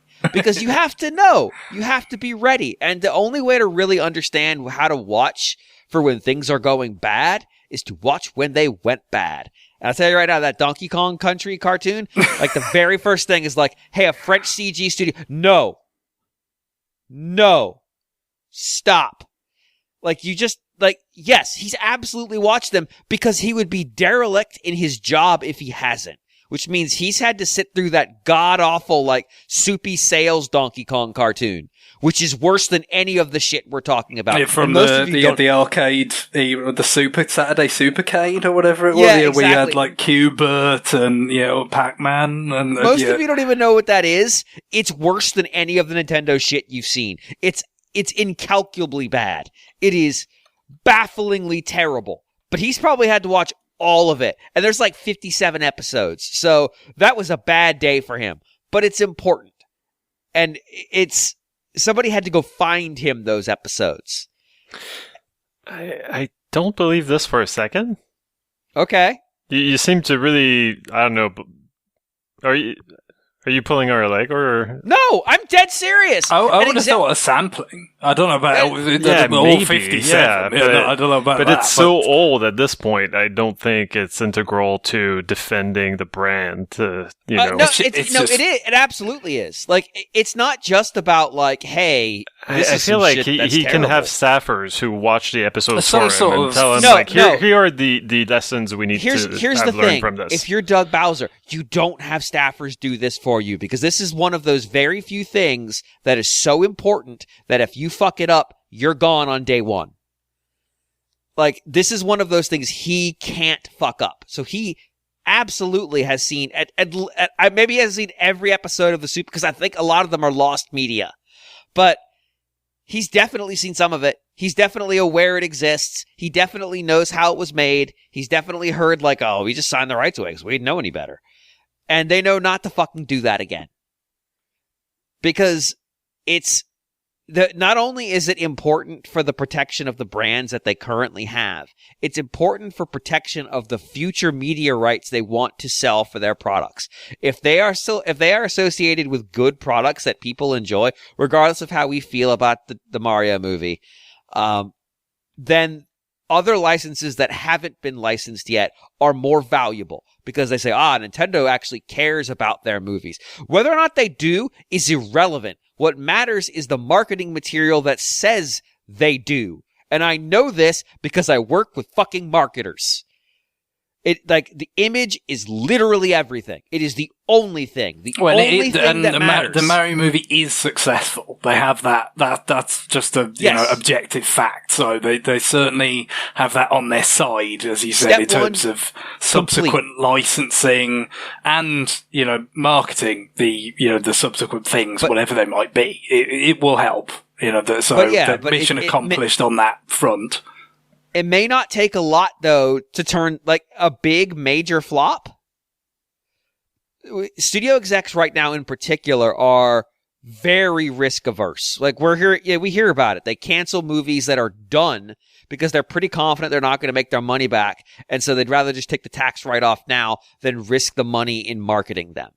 They are extremely risk averse because of, there's a bunch of factors in play on this one. So you don't want to have a loser on your hands. Even if you've got 3 or 4 winners, it might just be one loser that knocks down your negotiating strength for the next. Well, and I would say at the moment they can use that risk aversion to their advantage because it's because that's why everybody is looking for something that already has name cachet, right? That's the 2 biggest movies of the year are Mario and Barbie. Right, so that's where we are. It's stuff that people know. Not necessarily for being cinematic properties, but they know what they are. And having done one and it being successful, you can profit off the fact that yes, this is it. This is the formula. You get something people know. If you handle it right, it's a winner. That's a safe bet. But yeah, if somehow it doesn't, for whatever reason, and there's a lot of reasons that, these things don't necessarily turn out commercially successful. It's not all about the quality or the artistic element of the, kind of product. It might be how it's marketed. It might be, what else is going on in the entertainment world at that moment. If all of a sudden you could be on the wrong end of that risk aversion and then the conditions are much less favorable. Right, and it doesn't necessarily have to be a logically justifiable risk aversion now. You had a movie that didn't make its money back after you had 3 that were absolute fucking killers. That still might be enough to make people go, ooh, we're willing to talk about another movie, but we're not giving you the same rate we gave you on the last one. We're taking you down a bit. There is a push-pull with this kind of stuff. And so I don't think Nintendo could grow into a media production company at this point. I think, a film television production company. I think that market is so saturated with players that right now players are being bought out by other larger players or are just dying. And so going into that space is probably not financially viable, but also it's when Nintendo basically sold the rights to make the Mario movie, they already were guaranteed to make money because they're not the ones taking the risk producing the film. No, exactly. But it's just a question of how much does it open the possibility to keep making money that way, rather than it being a one-time kind of thing that you did, out of that on a one-time basis. But if Nintendo Pictures, which is the name of the company that splashes up in the Mario movie, is actually producing films, which they're not, they're co-producing at best, then all the risk falls on their head. And you want to talk about risk averse? That's Nintendo. Yeah. Oh yeah. They don't take risks they don't have to. That is. I know. Obviously, we've gone through relatively a lot of change and tumult with leadership. The leadership level since Iwata's passing, but that is still quite clearly the prevailing culture at the company for now. And, I'm sure they feel pretty good about how well it served them over the years because, when there have been leaner periods, they've been able to deal with them because they had that the backing of the liquidity that they've built up, and, they weren't in, even if revenue drops, they're not in some, perilous position where all of a sudden everything is at stake. They could just weather it and recalibrate and get back to winning ways without before too long. And they're not broad and potentially overly extended by having lots of business lines running. They don't have a, like, to go with John with your Disney example, they don't have a theme park division right now that's hemorrhaging money. They don't have a brand that's job is live rights for sports that suddenly isn't bringing in the paycheck it used to run anymore. So if there's a lean times, it's not like there's 25 divisions worth of employees they're going to have to keep paying or cut loose. It's the same core people, and they're not, while their salary figures aren't going to be super extreme because they have to pay 9 divisions worth of staff. Spinning up the media company needs to produce enough content for a streaming service just means in the lean times, you're not going to be able to pay those people. Yeah, and you have to keep producing that content forever. Yeah. Yeah. Like, it's just not viable. And the thing with the contract rights, like, we don't know who's going to own the rights to the Mario movie in 20 years. Maybe the rights revert to Nintendo at some point. Like, those contract deals are unknowable to us. And so maybe this is like, we'll lease you the rights. Or maybe it's a perpetuity. Like, we don't know, but they could be getting payments on this movie forever for all we know. Like, there's huge potential upside for them with none of the downside risk of being the production studio. The only thing they have to do, which is why I'm sure Bowser's seen some of this shit, is not fuck it up. And make sure their partners, more importantly, make sure their partners don't fuck it up.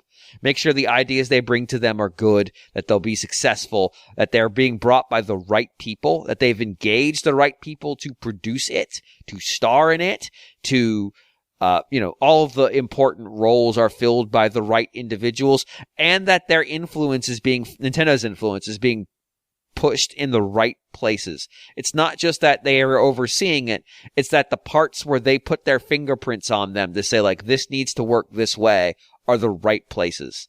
Like, that the whole intro part of the Mario movie sucks and it's stupid and doesn't serve any purpose and just wastes time. But Nintendo didn't care about that. I guarantee you they fucking cared about the extended Mario Kart scene. And were very engaged on that part. Well, the intro part, the intro their part, spots in. The intro part, as I understand it, again, I've not seen it, is that sort of almost like incorporating like the Lou Albano era Super Mario Brothers. So, I mean, again, in terms of the pertinence of having some grasp of this old stuff, well, they obviously thought so to some extent there, because, I mean, the whole thing of having like like doing that version of the theme song or whatever, like all this kind of stuff. Yeah, like, so weird. Doesn't just happen by accident, does it? That's all carefully planned and executed, to push the particular sort of nostalgia buttons of the audience they think are going to work and so forth. But John and Guillaume, you can give your opinion here, but that opening intro very much feels like it came from the production studio, not from Nintendo. Yeah, pretty much. The Nintendo parts feel like they kick in a little bit later. Mm-hmm. Well, I was kind of, I don't know. To me, like, it just looked very much like the stuff from the 90s movie. I don't know the Super Show well enough to know, but yeah, like, I thought the whole, like, Brooklyn stuff, it just reminded me of the live action movie. It sounds more like the 90s movie than I ever would have believed, I gotta be honest. Yeah, I mean, the Brooklyn stuff is from both of those, because of course it comes from some degree of source material, but like it just got amped way up in both of those productions. But yeah, Doug Bowser has probably written an email memo called about the original Mario Brothers movie and how we avoid this problem. Like, there's real stuff that as the U.S.-facing branch, the U.S.-facing executive of that company, that he's going to have to deal with on a day-to-day basis. And especially if they spin up a Zelda film, God forbid. It's kind of feel like it's going to happen eventually. Yeah, there's been rumors. Or we get, like, so, as an example, there are stuff that's probably going to get produced in Japan if it gets produced, like an Animal Crossing thing. But I mean, they've done it once, but they're like, we just had the Animal Crossing Lego stuff get announced. Like, they're being very cautious about brand expansion with basically guaranteed winners. Yeah, like, I mean, I think we'll see a Link movie starring in like Tom Holland or something. Oh, for fuck's sake. That'd be my guess. So does this mean that Nathan Drake and Link are the same person? Of course, because we're building a cinematic universe here, No, Craig. because he's Get on board. Because he's going to be wearing prosthetic ears, please. Oh, yes, it's totally different. People altogether. I guess if Superman can get away with just putting glasses on him and the ears is totally different. Exactly. Everyone's ear. Link will be played by Henry Cavill. Maybe Timothée Chalamet could also play the role. Yeah, actually, he'd be good. He would be good. good. I kind of see him like original Link, where he was like more like a hobbit. There you go. Yeah, I think he could fit for that, definitely. Good call, Guy. You should be a casting director in Hollywood, I think. That's your true calling. Whoa! Do you think he ended up in that Wonka movie or whatever it is he's doing? You don't know what I do outside of this podcast. Guillaume's not nearly manipulative enough for that. Yeah. Anything else you want to touch on here? I think we're good. I do imagine Bowser when maybe just because of the ominous connotations of his surname, with the quotation of him talking about Nintendo's future being as an entertainment company. I kind of hear it in my head like Walter White saying that he's in the empire building business. I feel like it has that level of like sinister ambition. So perhaps we've undersold the scale of just what they're going to build here. But yeah, it's I think all the things you've outlined show why it's probably going to be a lot more of a kind of a distance enterprise and a step-by-step process of kind of expanding it gradually.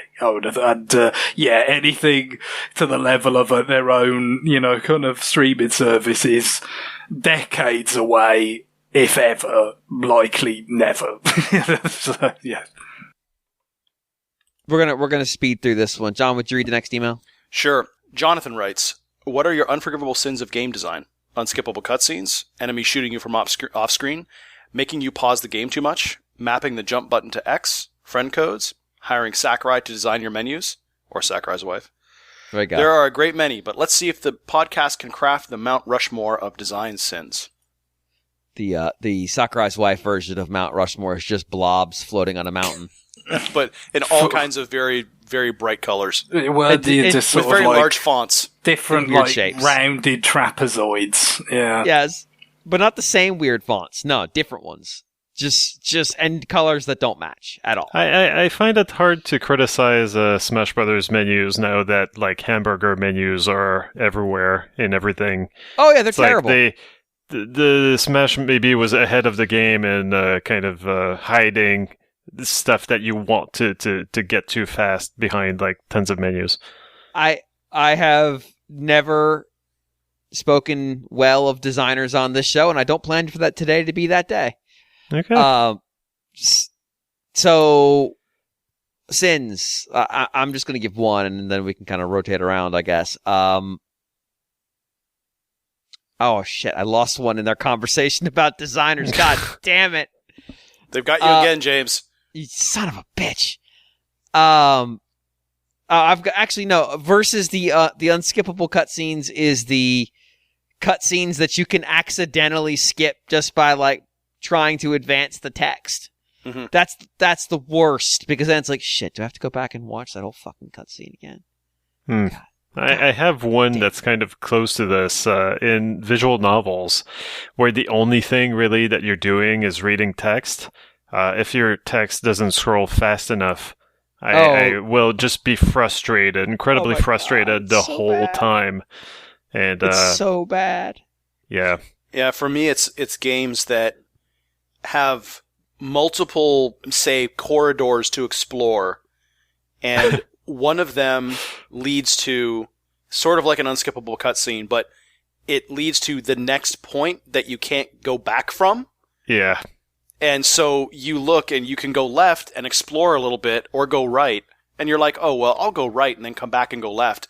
But then you go right, it advances to the next part of the story, and you can't go back into that area, and then you can't explore. So you have to like reload your game and come back and choose left. I hate that. I hate that so much. Yeah, I get it. I think with that sometimes is it starts affecting how you perceive things. So you start like trying to, you're almost like making bets in your mind where it's like, well, you got the fork in the road you're describing, and it's like, okay, well, which one seems like it's the lesser path? Because that probably won't be the bit which skips the cutscene that transitions to the next part of the game where you can't come back. And it just kind of, it kind of takes you out of the experience at that point if it's starting to affect your decision making and whatnot. Well, if you don't like that kind of like 3 halls, you take one and whoops, you can't go back. Design, John, I've got a good game for you. It's Remember Me on the Xbox 360 or PlayStation 3. They're not halls. They're just like, imagine kind of an area, and like the game asks you to examine different things to complete the game 100%, to get all the lore. But if you go to the general like southwest area of this zone, then you do get the progression, forced progression. You can't go back.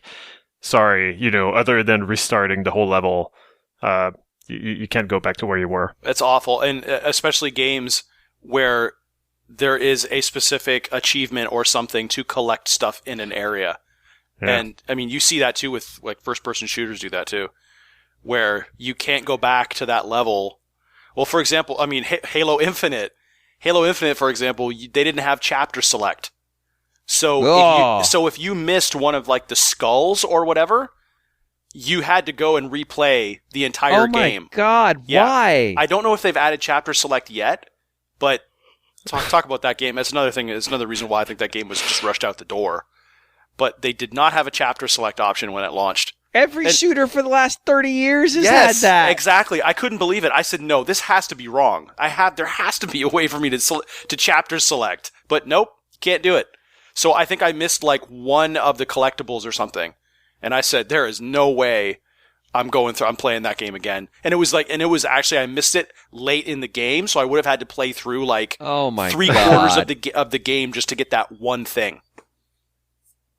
I like the idea that Master Chief really isn't trying to save creation. He's just out collecting skulls because he thinks they're metal.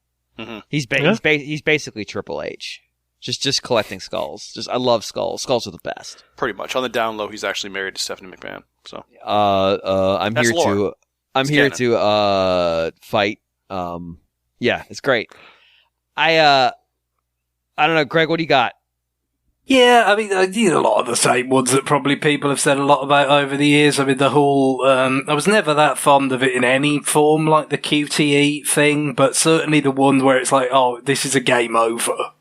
Like that's a problem for me. Like I could kind of accept it if it's one of these things where it's like, okay, maybe there's like some cinematic sequences and it kind of, the developers think it embellishes like, kind of the action or just like keeps you keeps you paying attention or something, So I was like, well, I might have to, take up the controller during this action scene. So, don't go into like total, like passive kind of mode.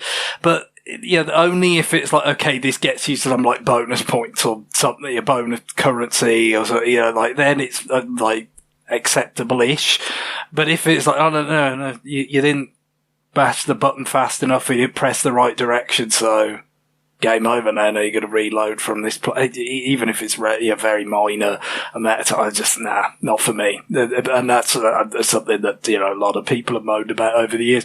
So you could kind of see the progression in the Bayonetta games, where like in the first one it has those game over kind of moments because QTEs were like relatively novel. I mean, I'm getting long in the tooth. I get a few years old at that point, but by the time you get to 2 and 3, it's much less like, no, it just gets you extra halo, so it's not such a thing. But I guess, the kind of a broader point is more like, not so much like particular things that might be, irksome, but it's more like when the general phenomenon of, and I think the QT example does fit into this, of like, okay, and we discussed this sort of tangentially, I think, around another topic quite recently, where it's like, okay, there's something, certain games are popular or well regarded in a moment, and then, executives of developers, whatever level it's coming from, are like, oh, we should put that in our game, right? It might be QTEs, right. It might be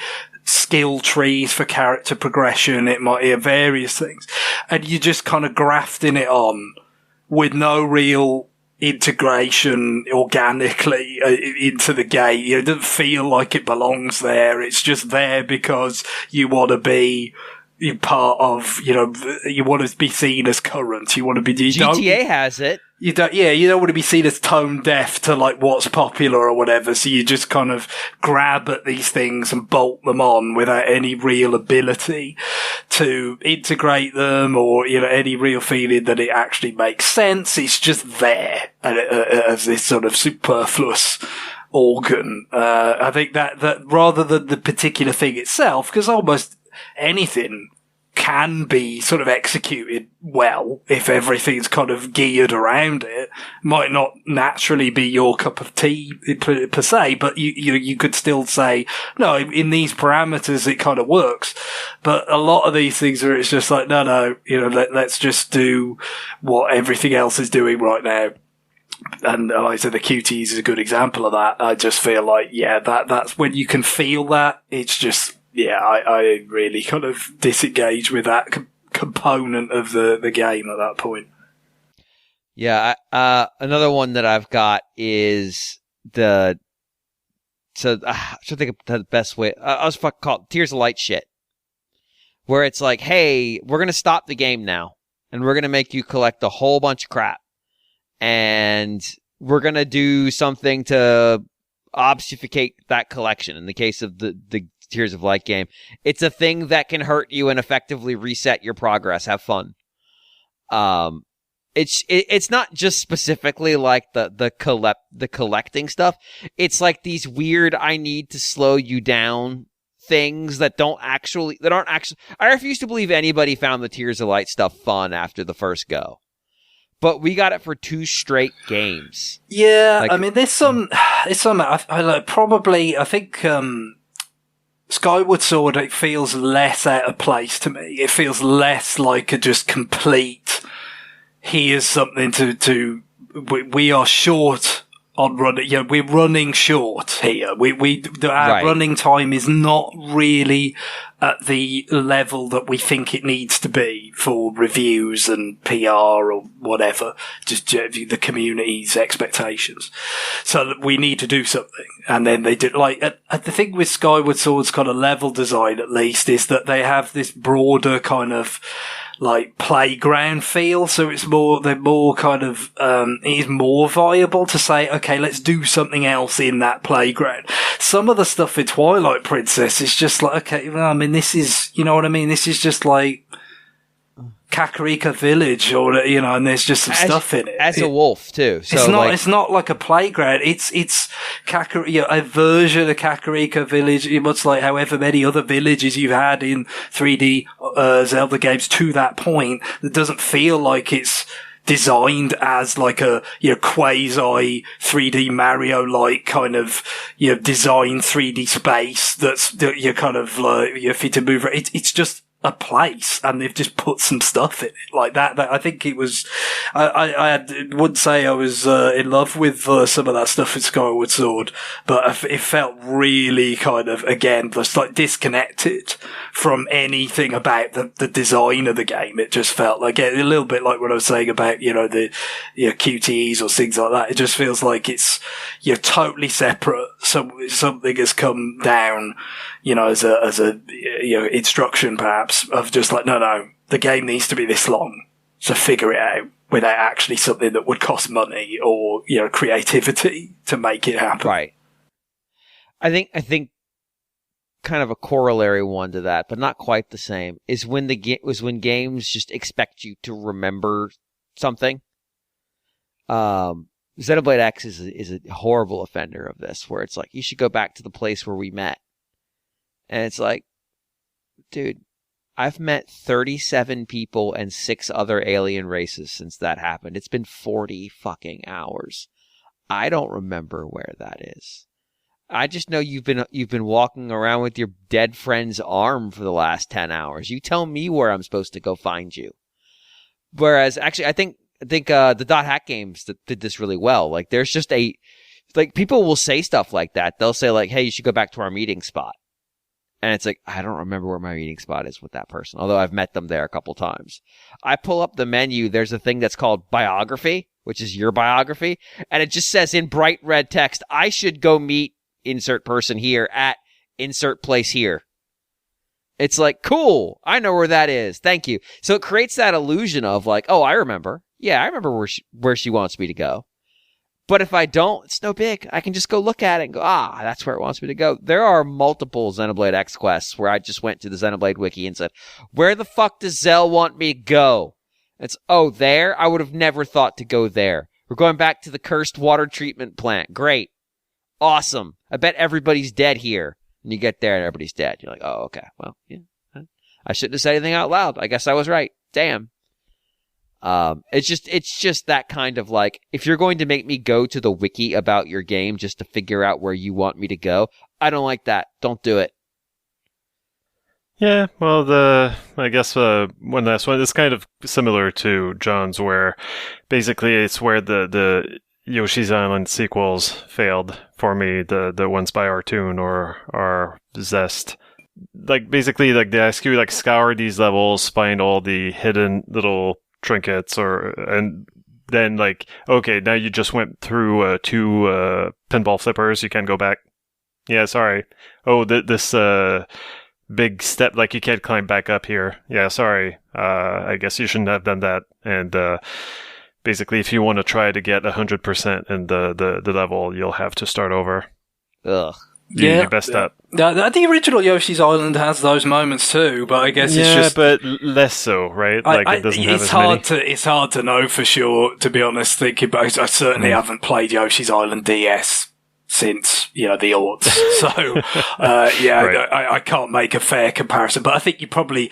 It's quite possible you just feel it more because, like, obviously, when you play Yoshi's Island the first time, especially, like, it's so much about it was novel and, right. You kind of maybe just glossed over some of those kind of a little bit, like, unfair kind of things, which you almost feel like it's a weird trade-off there because it's kind of like so much of the game is so gentle with regard to, like, just, clearing a level with whatever score or, beating the bosses, seeing the end of the game, that maybe, but at the same time, this was an era where, you had all sorts of unfair, really harsh practices going on, not so much necessarily from Nintendo themselves, but from a lot of people making games on the Super Nintendo, because, we can't have games being beaten in a single rental, or we can't have it, so I don't know whether it was their way of compromising, like, we can't have it be too easy to find everything on your first run through the level, so we'll have some of these kind of cut-off points where it means, you know what, stuff like, there's a shy guy in the air with a red coin and he starts like doing a little aerial dance before he buggers off, and then if you didn't shoot him in time, it's gone, like stuff like that. Like, I think, there was always some of that, and I just think it was part of that kind of compromise, which again, in retrospect, it's like, I don't give a shit whether anybody's beating in a rental, no one's renting anyway. It's totally sort of an anachronism now. And that was definitely more of a sort of argument for, getting rid of that sort of stuff in games like, Yoshi's Island DS, but they didn't because it was just very much like, okay, we've been given this template that people, generally like, it's well regarded, so we will change almost nothing about it. We will do, we probably do more harm if we change it. So some of the things that actually weren't, ideal in the original game got carried over as part of that general philosophy of like, do no harm kind of approach, which is why, it actually, in so doing, lacks that feel of creative spark that the original had when you played it. Yeah. Anybody else got any they want to drop? Just rhyming. Quit it. Oh my god, please. No That's more. It. Yeah. No more rhyming. No. I would also throw in the, for the love of God, shut up. This is specifically targeted at Kid Icarus Uprising. For the love of God, shut up. I would also say... You can do that yourself by turning them down in the mix. Yeah, but it should have never been like that in the game. I would also say the use of ... I'm gonna put so many ... dots in the article now. Just dozens. I mean, I don't care about the article, but I do care about because you don't read it when I'm clicking through scrolling dialogue, and it's like ... I'm gonna text John nothing but ... dots all week. So it's context, James. Context.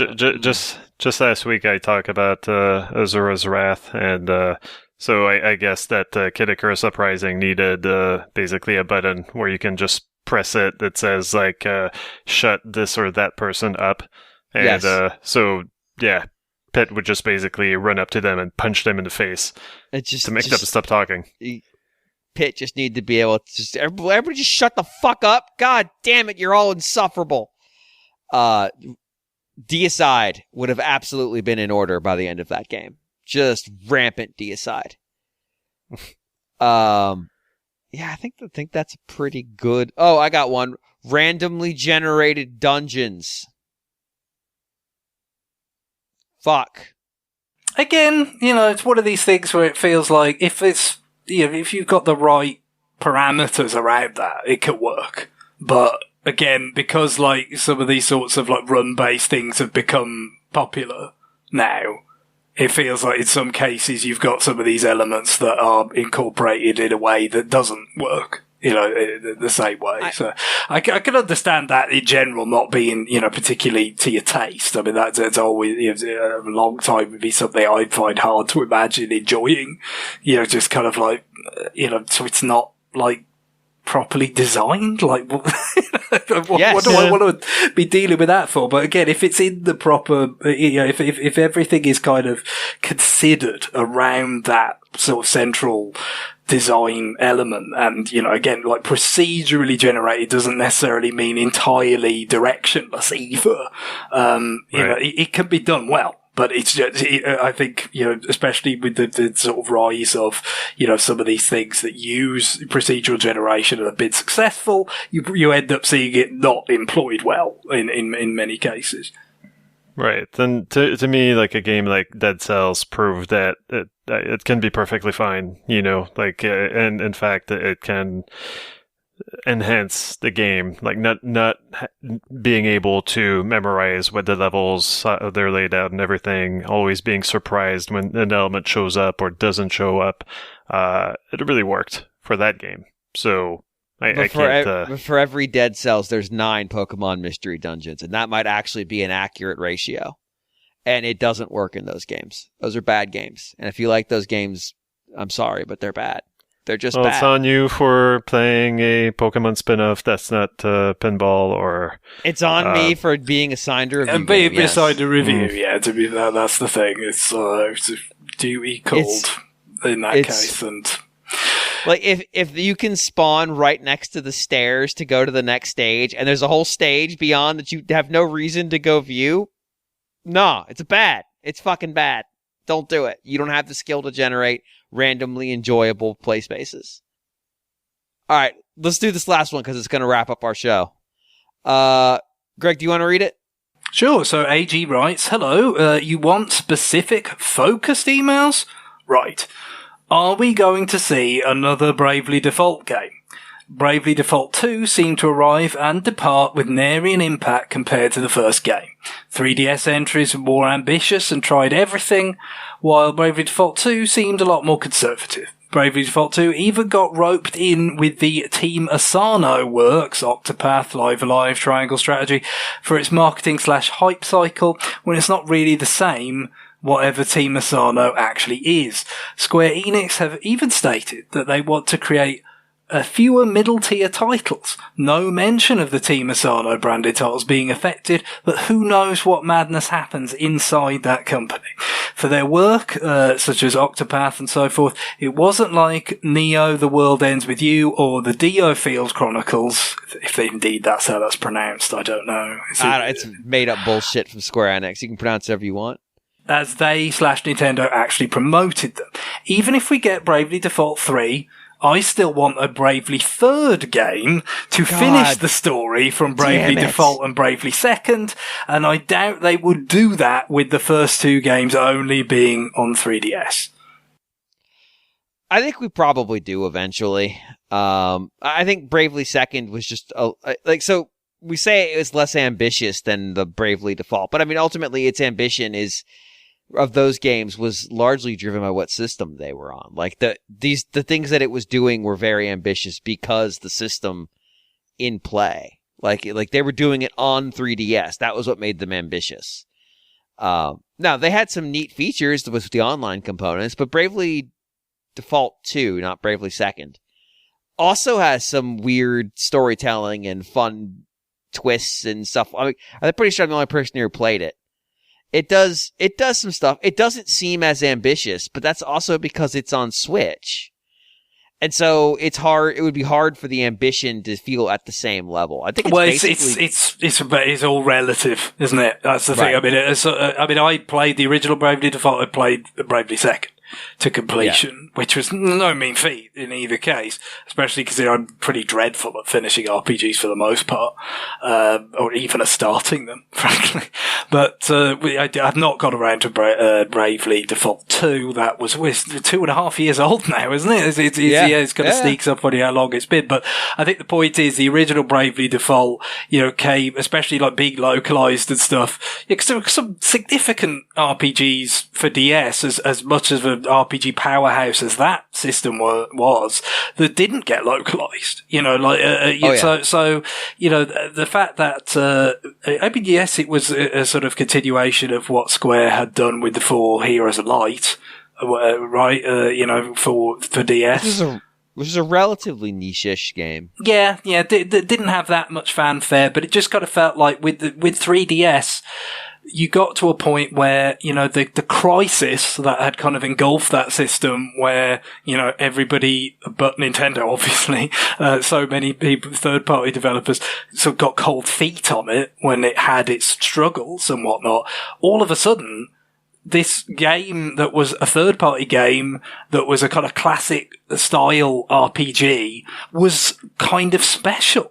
Like it was, it didn't have that many contemporaries. It wasn't like something that was just kind of all over the 3DS, but it also wasn't something that was all over the major consoles of Sony and Microsoft at the time either. Like this kind of classic Japanese developed RPG was something that was maybe being underserved at that point in terms of the demand for it. And, and then you had the kind of fact that, 3DS, to some extent, was just being underserved in general by people that weren't Nintendo or, directly working at their sort of, on their behalf. So it just it felt like it caught on and it kind of achieved a sort of saliency that was, as much about what everyone else wasn't doing as it was about that game itself. And of course, the situation on Switch could barely be more different. I mean, it's so different. It's just awash with RPGs of every kind you could imagine, and certainly plenty of games imitating classic Japanese developed RPGs. So, yeah, I think that is definitely a big part of that different feeling and sort of sentiment around the game without, having been in position to actually play it for myself. And I think the other thing is making it on Switch, even if it seems relatively modest by comparison to its 3DS counterpart, it is invariably going to be expensive to make it on Switch. Or in any HD console. I think Nintendo didn't get behind this one as much. I don't know if they published this one in North America, because they were the publishers of record. Well, I know that was definitely different with Octopath 2, right? Like, obviously, Octopath, that was again, it's early days for the Switch. They're looking for things that they can, kind of partner up with and push and say, this is the breadth of content that's going to be on this platform that isn't just stuff we develop. And that helped the original Octopath Traveler do quite well. And then Octopath 2 obviously is, it's on the other systems and everything, like pretty much straight away. Like, so that wasn't necessarily given the same push. And, that had a similar sort of issue, I guess, as to what we're talking about with, the Bravely Default 2, in that, again, it was sort of relatively that sort of bigger fish in a smaller pond when the first one came out in the early days of Switch, and then when you get to, when Octopath Traveler 2 comes out, the pond is so vast and with so many fish in it, you Square can't Enix, have that stature anymore. You just don't. And Square Enix is dumping fish into the lake themselves. Well, that's the other thing. I mean, I'm not surprised to have heard what AG's alluded to there about the notion that Square may dial back this kind of mid-tier. They needed to. Because it's very much, and in some ways I find it quite, like, refreshing or, like, admirable, because, like, those sorts of games, you know, in many ways, like, you will see people decrying the lack of them from a lot, because it's so much like, okay, you know, with all the consolidation going on in the industry and just budgets and everything, it feels like, well, you got two kinds of games a lot of the time. You've got indie games, and then you've got games that are, you know, meant to be the next GTA 5, and that's it. There's nothing in between, you know, the fact that you had a big publisher, like Square, actually said, no, we can make these games more in the middle and you know, actually, like, keep doing it. There was something refreshing about that, but it was very much going against the grain. And as, again, is alluded to by AG, you know, stuff like Neo, The World Ends With You, it just doesn't look like they were that successful in some cases. It gets, like, reviewed well. People seem to think that was, you know, a pretty good, you know, continuation of The World Ends With You, but they didn't promote it. But they themselves almost, like, I don't know, maybe that's the business model, is like, look, we think these are games that can just kind of sell themselves in a sort of niche way, and if we control the costs right, it'll still work out to be successful. But it looks like, you know, at least in some of these cases, maybe if that was the model, it didn't work, or they need a new model. But yeah, they've had to recalibrate now, and so yeah, that does to me spell significant, you know, sort of peril for the notion of another Bravely game, because it has occupied that space as just being a 3DS game in those days. You know, it wasn't a game on PlayStation or Xbox, so it was kind of a lower level, mid-tier kind of development thing. And then, you know, on to stuff like Octopath Traveler, later on, you know, for Switch, again, not at the top of the kind of hardware food chain. That's the sort of area that they've had some success with. But if now the feeling is actually, you know, it's just getting harder to succeed in that space, you're going to have fewer opportunities, and maybe, you know, it will be something else that isn't a Bravely game, you know, that does occupy that however many sort of slots they keep open for that sort of game. So yeah, I'm not optimistic, I have to say. I would say that it's got a chance just because it's got a name attached to it. I also would like to see where Bravely Third was good, because Bravely Default didn't need a sequel. Certainly didn't need two games claiming to be its sequel. But they gave it a sequel to give a feel-good resolution to Tiz's story, and also to introduce the most self-insert character in the history of gaming. But then they very much decided that they wanted to end 2 with the cliffhanger like 1 had, but 1 didn't have that originally, in Japan at least, because there's 2 versions of that game in Japan. For the sequel. For the sequel, right. And that adds all the cliffhangery shit. So 2 has that out of the gate. So there is a character whom we have a very strong relationship with in the first game, who is not present in the second game, who makes a guest appearance at some point and teases that he's up to some shit. We will never get to know what shit he is up to, because they will not make Bravely Third. They will make something else. Will they make Bravely Default or Bravely Second 2, which would be the sequel to Bravely Default 2, I guess?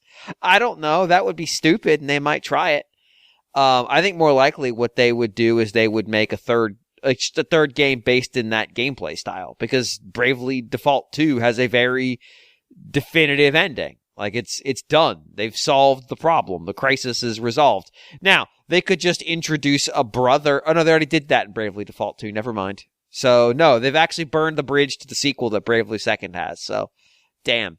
Yeah, I don't know that there's a route to sequelize Bravely Default 2. I would have said the same thing about Bravely Default, except I knew the sequel was coming. I think you could sequelize Bravely Second. I mean, no, you can't. They set it up to be sequelized. And I think you could just make a Bravely Default 3.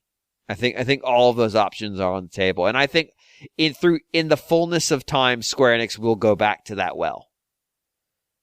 I just don't know when that'll be. Probably not on Switch. Probably it's on the Switch successor. I would not be surprised. Yeah, again, you got to feel like there's a window, there's a kind of slot there for early on in the next Nintendo hardware cycle for a very similar scenario as to what we had with Octopath Traveler, where it's like, okay, Nintendo is kind of eager, to feature something in that early period where there isn't some torrent of games, ready yet, and, so they can come and, share the risk and the marketing with the publishing and stuff. And, in that window early on in a system's life, you get some of that big fish in a small pond kind of opportunity to, kind of sell well, or certainly sell better, more in the vein of the original Bravely Default and the original Octopath Traveler. So, but that could be an original project. It could be a third Octopath game. It could be a lot of things. So that's where I feel a little bit less optimistic. Is just like, well, if a Bravely game misses out on that opportunity, that probably will happen early on in the new Nintendo hardware. How many more opportunities will there be? It might be a bit trickier, but obviously so much is up in the air. So there's a reason you picked this email, Greg. There is indeed, because attached with it, AG had a music selection request, which predictably comes from the Bravely Default series. So AG continues, on Bravely Default, there is the song that Greg described as "That's How You End a Game" and quote-unquote overblown and quote-unquote the preposterously grandiose serpent that devours the horizons. I remember. Oh, it's so much. It is a very great deal. I say this very affectionately. I love that final boss song. But it is definitely all of those things. But it just does it very, very well. But AG continues for Bravely Default 2. There is Edna's battle theme, which is elegantly called "The One Who Soars into the Darkness of Having Longed, Leapt, and Suddenly Fallen." It does. It is called that. Showing what Revo can do at his best. Again, the composer of the original Bravely Default came back for Bravely Default 2, having been absent for Bravely Second. And certainly you can hear that in this song. I don't think it's quite to the sort of, again, preposterously to the grandiose scale. It's not the ending boss theme, which I wouldn't have thought so. Just but I already used that on the show. Actually, it does have direct references to themes from the original Bravely Default, and it just in general being the same artist, the same series, feels very much a continuation of that, which is lush and beautiful and just bombastic, obviously being a battle theme. Great stuff. Yep. Cool. All right. Well, and that is time for us to go. Bye, everybody. Bye. Later. Bye-bye.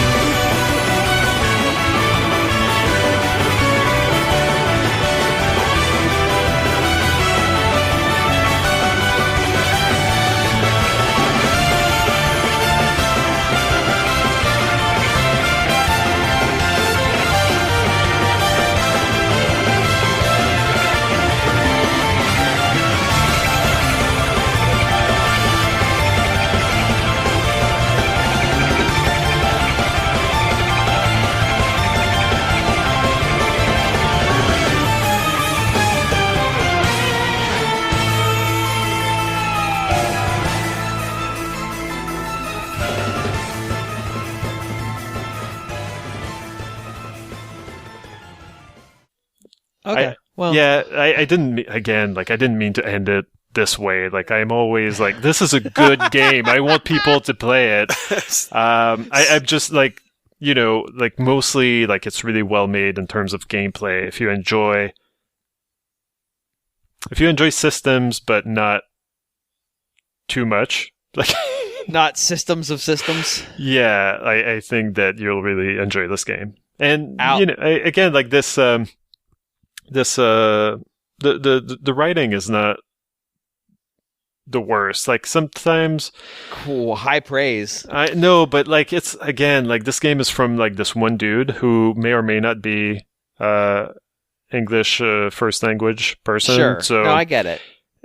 So it's always like, like sometimes like someone who goes on to make like, I'm going to make my dream game, like they don't necessarily get editors, or they don't necessarily like they'll try to include everything that they can think of, and sometimes the results can be uneven. Unvarnished id. Yeah, and sometimes like that comes through quite clearly here. But other times, like I really do enjoy the writing. To give you an example of something that doesn't quite work out, like to its what's the word? It's credit. It's optional. Like you can tell the character, no, don't tell me about this. But I went and said like, no, do tell me about why the royal catacombs are so far from the palace. And then I learned of the story of the mad witch so-and-so, who, as the kingdom, as the invention of aqueducts and like running water and like basically oh god, what's the word? Your where your waste goes. Toilet? Sure. Beyond that, the trash, the sewage, the sewage. Sewer Jesus system? Christ! Yeah, thank you. Yeah.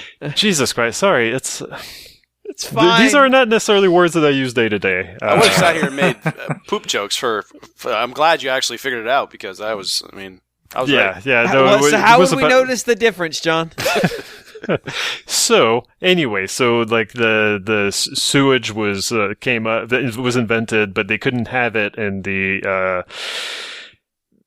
castle because the catacombs were under the castle, and so the witch was like, well, I don't care. I was gonna say I don't give a shit. Then like had the like basically toilets installed and everything, but basically the sewers went through the catacombs back then. But then, understandably, she didn't want to be buried in shit, so she had other catacombs built somewhere else. So yeah, like, is this funny? I don't know. Like, why am I learning about this? Why is this a thing? I was not wondering why the catacombs were so far from the castle, But this is lore, man. I guess, but like this ultimately kind of felt like a bit in a game made by one guy who thought of this funny story, I guess, and put it in this game, and no one told him like, I don't think that's such a good idea. He had no editor, in other words. Yeah. But other than again, I don't want to end it on this. Other times the dialogue really hits. And I really, really like it, because like, of course, in your party, you've got the princess, the runaway princess, who might have to betray her kingdom ultimately because her brother is mad with power. And is she super talented and on the down low, a really good warrior? She's traveled the world, and she's been training, but it's not really on the down low. Like, she's up front, like, capable. But at some point in this game, you do get mechanical armors, so that's pretty cool. It kind of changes the combat a bit. But once you do get your mechanical armor, about 30 hours into the game, hello Xenoblade 2, there's like this whole story scene where you face off the Valkyries, who are the kind of anti-mech troops of that kingdom. And so you're in trouble. You're one guy who's got his suit, but like the princess is like, well, the Valkyries are fearsome and they're specifically trained to take you down. But don't worry, because the hierarchy, the highest person in the hierarchy is like the leader of the Valkyries, and in this case, it would be me. And and she just like jumps off the flying ship and is going to take on the Valkyries herself. So like there's a little bit there are cool things happening in the story like that I really enjoyed, but mostly play this for the battles and the well-crafted overall retro RPG experience. I feel like I've just unsold everyone on this. Well, I mean, if I could go the other way, the game has a 90 on Metacritic, so it's not just me saying it and saying it poorly. It's universally acclaimed, despite how terrible Guillaume makes it sound. Exactly. Yes. The Skype delay is not doing you any favors on being like, no, guys, I really enjoy this game, because you'll say something and then we'll get a lag, and then it'll be, no, I really enjoy it. It's like, oh dear. Yeah. Okay, well, that's good. No, I appreciate that a person got to make their game. Like, this is what this game ultimately is. Someone got to make their game that they've always wanted to make. Yeah, but in this case, and it's not always the case, in this case, I'm glad I got to play it. Yeah, exactly.